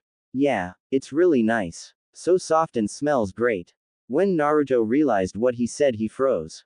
I meant. Kurotsuchi turned to look at Naruto and smiled. Thanks Naruto, you really do know how to charm a girl. She said giving him a wink. Why you're not mad at me? Of course not. No one's ever complimented me the way you have, as if anyone has ever complimented me at all. Said Kurotsuchi as Naruto begins to brush her hair again. Silence filled the room once more and Kurotsuchi decided to return the favor. I like your hair too Naruto. She said making the blonde blush. You do? Asked the blushing Naruto. I do, I've always been intrigued with blonde, spiky hair. Looks good on you, she said as Naruto finished brushing her hair. Oh well. Hehe, thanks Kurotsuchi. Naruto said while scratching the back of his head nervously. You're welcome. Kurotsuchi then looked into the mirror and saw that her hair looked even neater than it normally did. Naruto, you're good at brushing hair you know. Hey, I am. Yeah you are. Kurotsuchi then turned around and looked at Naruto. Thank you Naruto. You're welcome Kurotsuchi. Kurotsuchi then takes her katana and straps it to her hip. We should go now. Can't be in the kind of genin who would miss a final, would we? Kurotsuchi said. Oh, yeah let's go. Naruto grabbed his jacket and ninjutsu and the two head out into the living where Mako and Genma were waiting. Done? Mako asked handing them both protein bars. Yeah, let's get going everyone. Naruto said taking off out the door. Oh Naruto, so fast. Giggled Mako. Oi, Genma said, face palming. So hyperactive. Kurotsuchi said, shaking her head as they follow suit. Chunin Exam Stadium. The camera pans across the stadium showing the various civilians who have come to enjoy the finals of the Chunin exams. 4 Jonin however stand out from the crowd as we see Mako, Kakashi, Kurenai, and Asuma sitting with the crowd to assume their positions as security for the matches since the 5 Jinchuriki are all participating today. Among the spectators we see the 3rd Hokage Hiruzen Sarutobi. There were 3 other figures joining him and they are revealed to be the 3 of the other 4 Kage. They were as follows: Haku Yuki, who was Mizukage of Kurigakure. To Haku's left was the Raikage A of Kumogakure and to his left was Rasa Sabaku of Sunagakure. I am pleased to have been invited to join Hiruzen-sama. Thank you for having me. Haku said with a nod. Yes, I agree. Even though we fought bitterly against one another, thank you for having me join you here, Lord Hokage. Said. I agree as well. Thank you, Hiruzen-sama. Rasa said with a smile. Hiruzen smiled at his fellow Kage and returned their kind words with his warm smile. It is my pleasure to have you 3 here. Though it is a shame Onoki isn't here. Rasa rolled his eyes. Shouldn't be too surprising. Hiruzen shook his head clear of the thought that Onoki wasn't with them and decided to begin his announcement of the finals. Getting up from his seat, he walks to the end of the stand. Welcome all and thank you for coming to Konohagakure no Sato to watch the Chunin exam finals. It is suggested that no one leave while the matches are in progress. It is because me and the other Kage that these exams are possible. Right now we will begin the final rounds where these 14 genin standing before you will compete with each other for the title of Chunin. We hope you enjoy and thank you once again. The other 3 Kage then wave their hands to the crowd before assuming their seats. Standing in the middle of the battleground we see the 14 remaining genin standing in a line, and before them was their next proctor, who was a woman with long, brown hair that went down to her lower back, and she had 2 rectangular purple markings on her cheeks. Her outfit consisted of the standard Jonin flak jacket and her Konoha headband was around her neck. Hello everyone, my name is Rin Nohara and I will be the proctor for the finals of the Chunin exams. Let me start off by saying congratulations to all of you for making it this far. You all realize that this is a step further into your ninja careers and the road only gets tougher from here, so I want everyone to try their best. Got it? Rin said, earning nods from the genin. Question. Naruto said, raising his hand. Yes. What is it, Naruto? What are the rules? Rin simply giggled. There are no rules, Naruto. The fights will continue until one candidate is incapacitated, concedes defeat or dies, or if I step in whenever I deem a candidate incapable of continuing. Rin said in a sweet tone. Oh, alright, Naruto said, giving Rin a look. Okay, if there aren't any more questions, let me show you the list. Rin takes out the list of fights from her pocket and shows it to the genin. Take a minute to look it over, everyone. The 14 genin give the list a good hard look before Rin folds it up. The first match is Naruto Uzumaki of Konohagakure vs Fu Ieyasu of Takigakure. Battle of the Jinchurikis. Now that's interesting, isn't it? Said the jonin. Everyone else, you can head up to the waiting area up there. Rin pointed upwards towards an open area of the wall. Nodding, the rest of the genin proceed to exit the arena except Kurotsuchi, who hugs Naruto. Good luck, Naruto. I believe in you. Thanks, Kurotsuchi. Naruto said with a blush. Letting her blonde teammate go, Kurotsuchi follows the other genin up the stairs. With the other genin on the balcony, they look down and see Naruto and Fu facing each other. Fu, as usual, was poking the air in Naruto's direction, making the blonde sweat drop. Aw man, please stop that, Fu. Pleaded the blonde. When I win I get poking rights for eternity. Fu declared. Rin clears her throat, getting the 2 genin's attention. So, if you're both done, we'll start your fight. Rin said. Oh right, sorry sensei.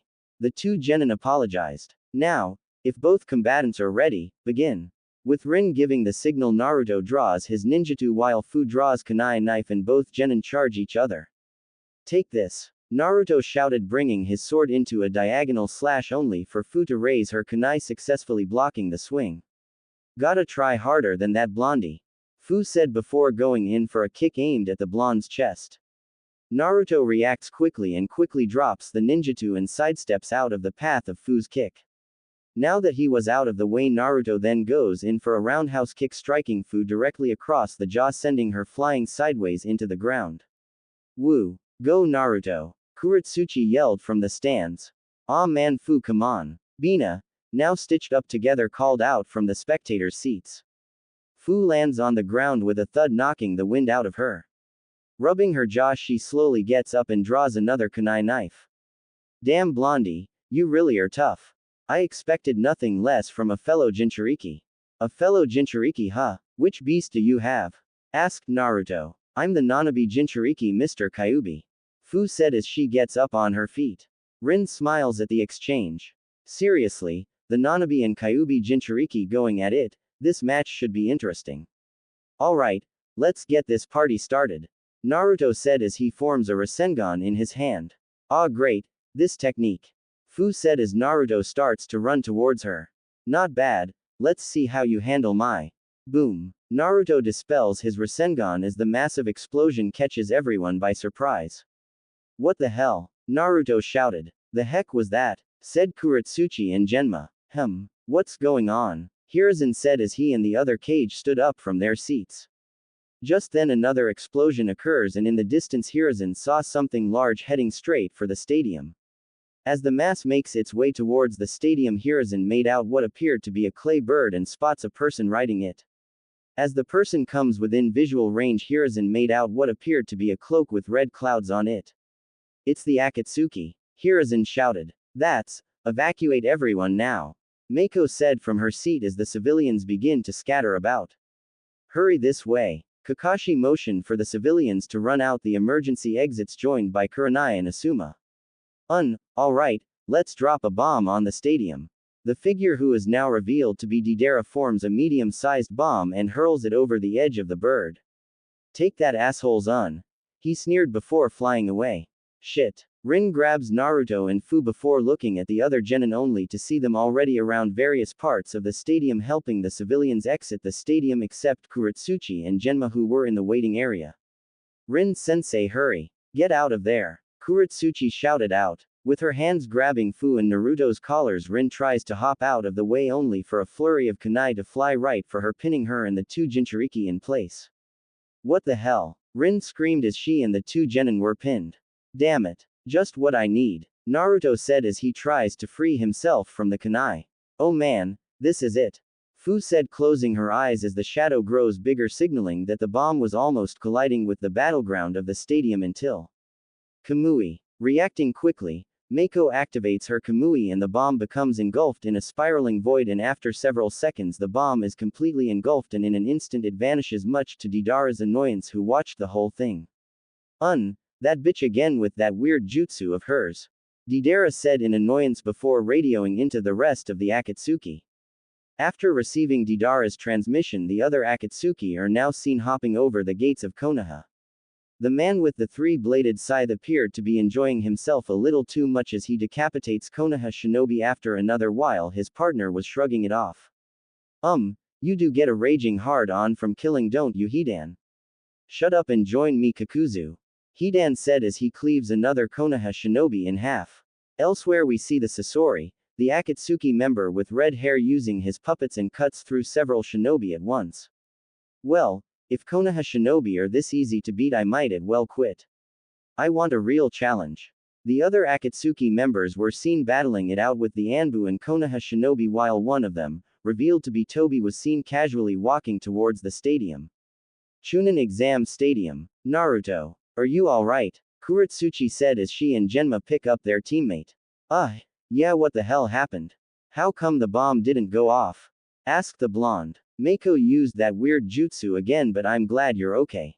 Kurotsuchi gave Naruto a hug before Rin's voice got their attention. Come on, you three, we have to help the others evacuate the villagers and the 5 Kage. Rin ordered as Mako shunshins behind her. No, Rin, you're the medic, so you go around and check for any wounded, I'll stay here with my students.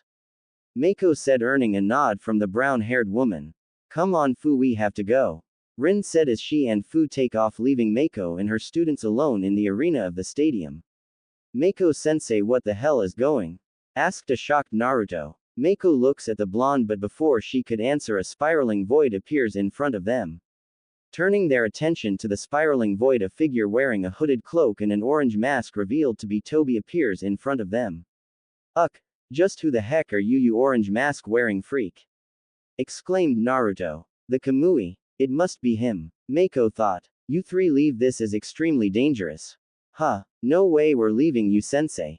Your fight is our fight and you know that," Naruto said, hoping Mako would change her mind. "Naruto is right, sensei, we're helping you," Kurotsuchi said, drawing her katana. "Sensei," Genma simply said. "No, go," Mako shouted in a tone her students have never heard from her before.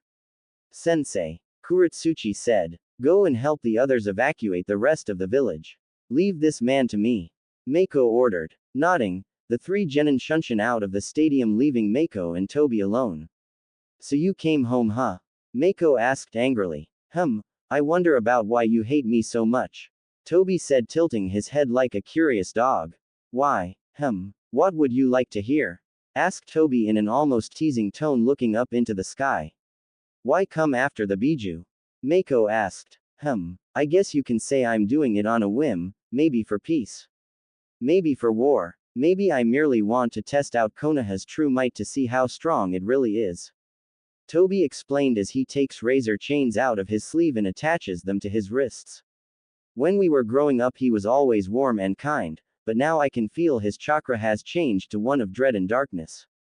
Mako thought. "Are you ready to fight? I waltz my way in, avoiding your comrades just to come to see you, Mako," Toby said. "I'm more than ready, so if you want to lose your life right now, let's start," Mako said coldly. Toby let out a laugh. "All right then, let's fight, sister."